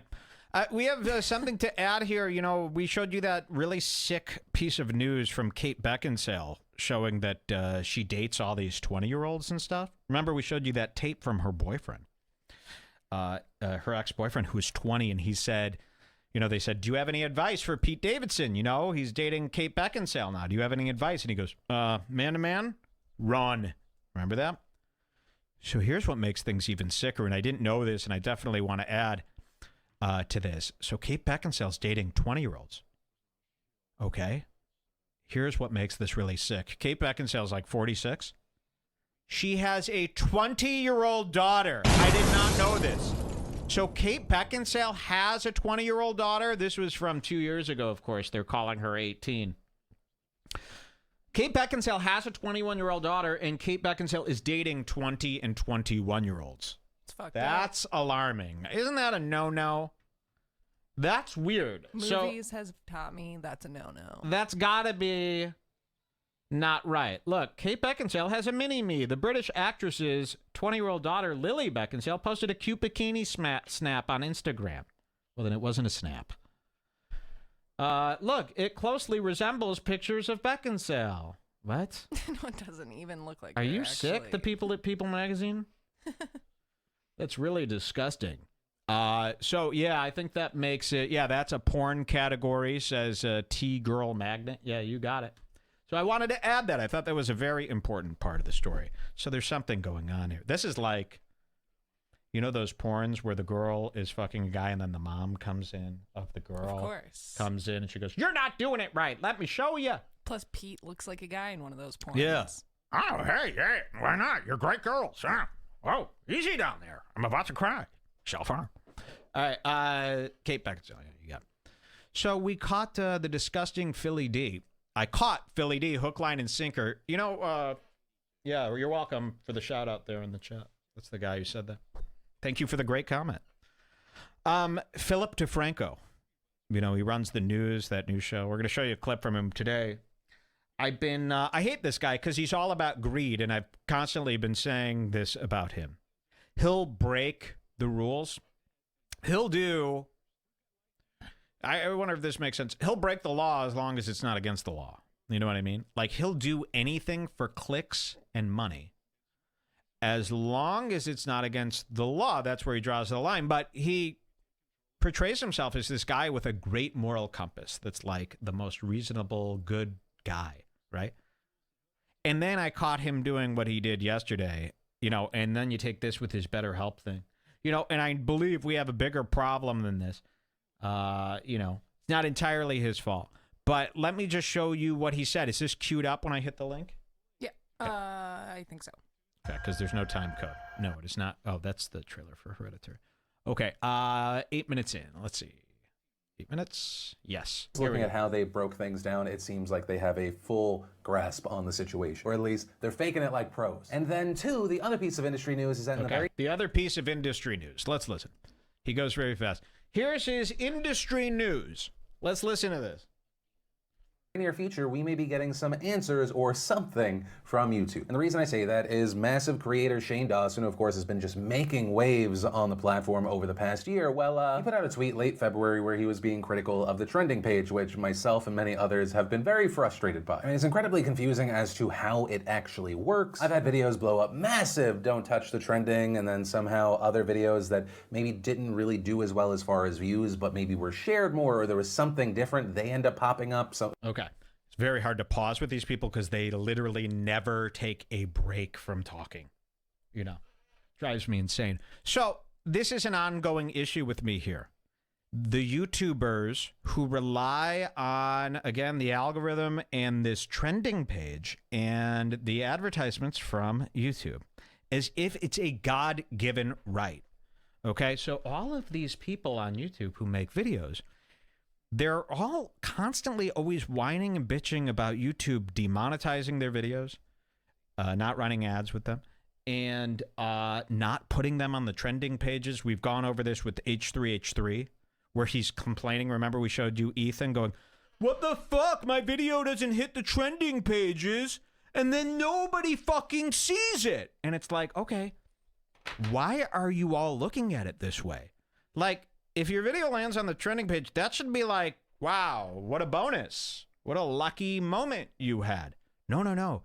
These people actually think that that's owed to them. They also think that having advertisers on their video is owed to them. You know, they forget just 10 years ago, there was a time where if you wanted an ad on your show, you had to impress a company enough to where they would go, oh my God, let me give you money. These people just want money simply because they uploaded. It's fucking crazy when you think about it. And they bitch and bitch and bitch, and they make it everyone else's problem. The fact that Toyota doesn't want to blindly give me money. What the hell, YouTube? This isn't fair. What are you talking about? What in God's green name are you talking about here? And I want to sit them down and remind them that no, no, no. If you want people to watch your show, go out and market it. Go out and make a good show, and they'll come. Nobody gives me free advertisers. Nobody gives me a trending page spot. If people like the show, they have to come and watch it. That's the deal. That's how shows work. So what Philip wants, and you're going to hear something really disgusting coming up. What Philip, and the reason I'm showing him, it represents all these guys. What he wants is to do his show, not promote it anywhere except his own channels, and then hope that YouTube promotes it for him, giving him millions and millions.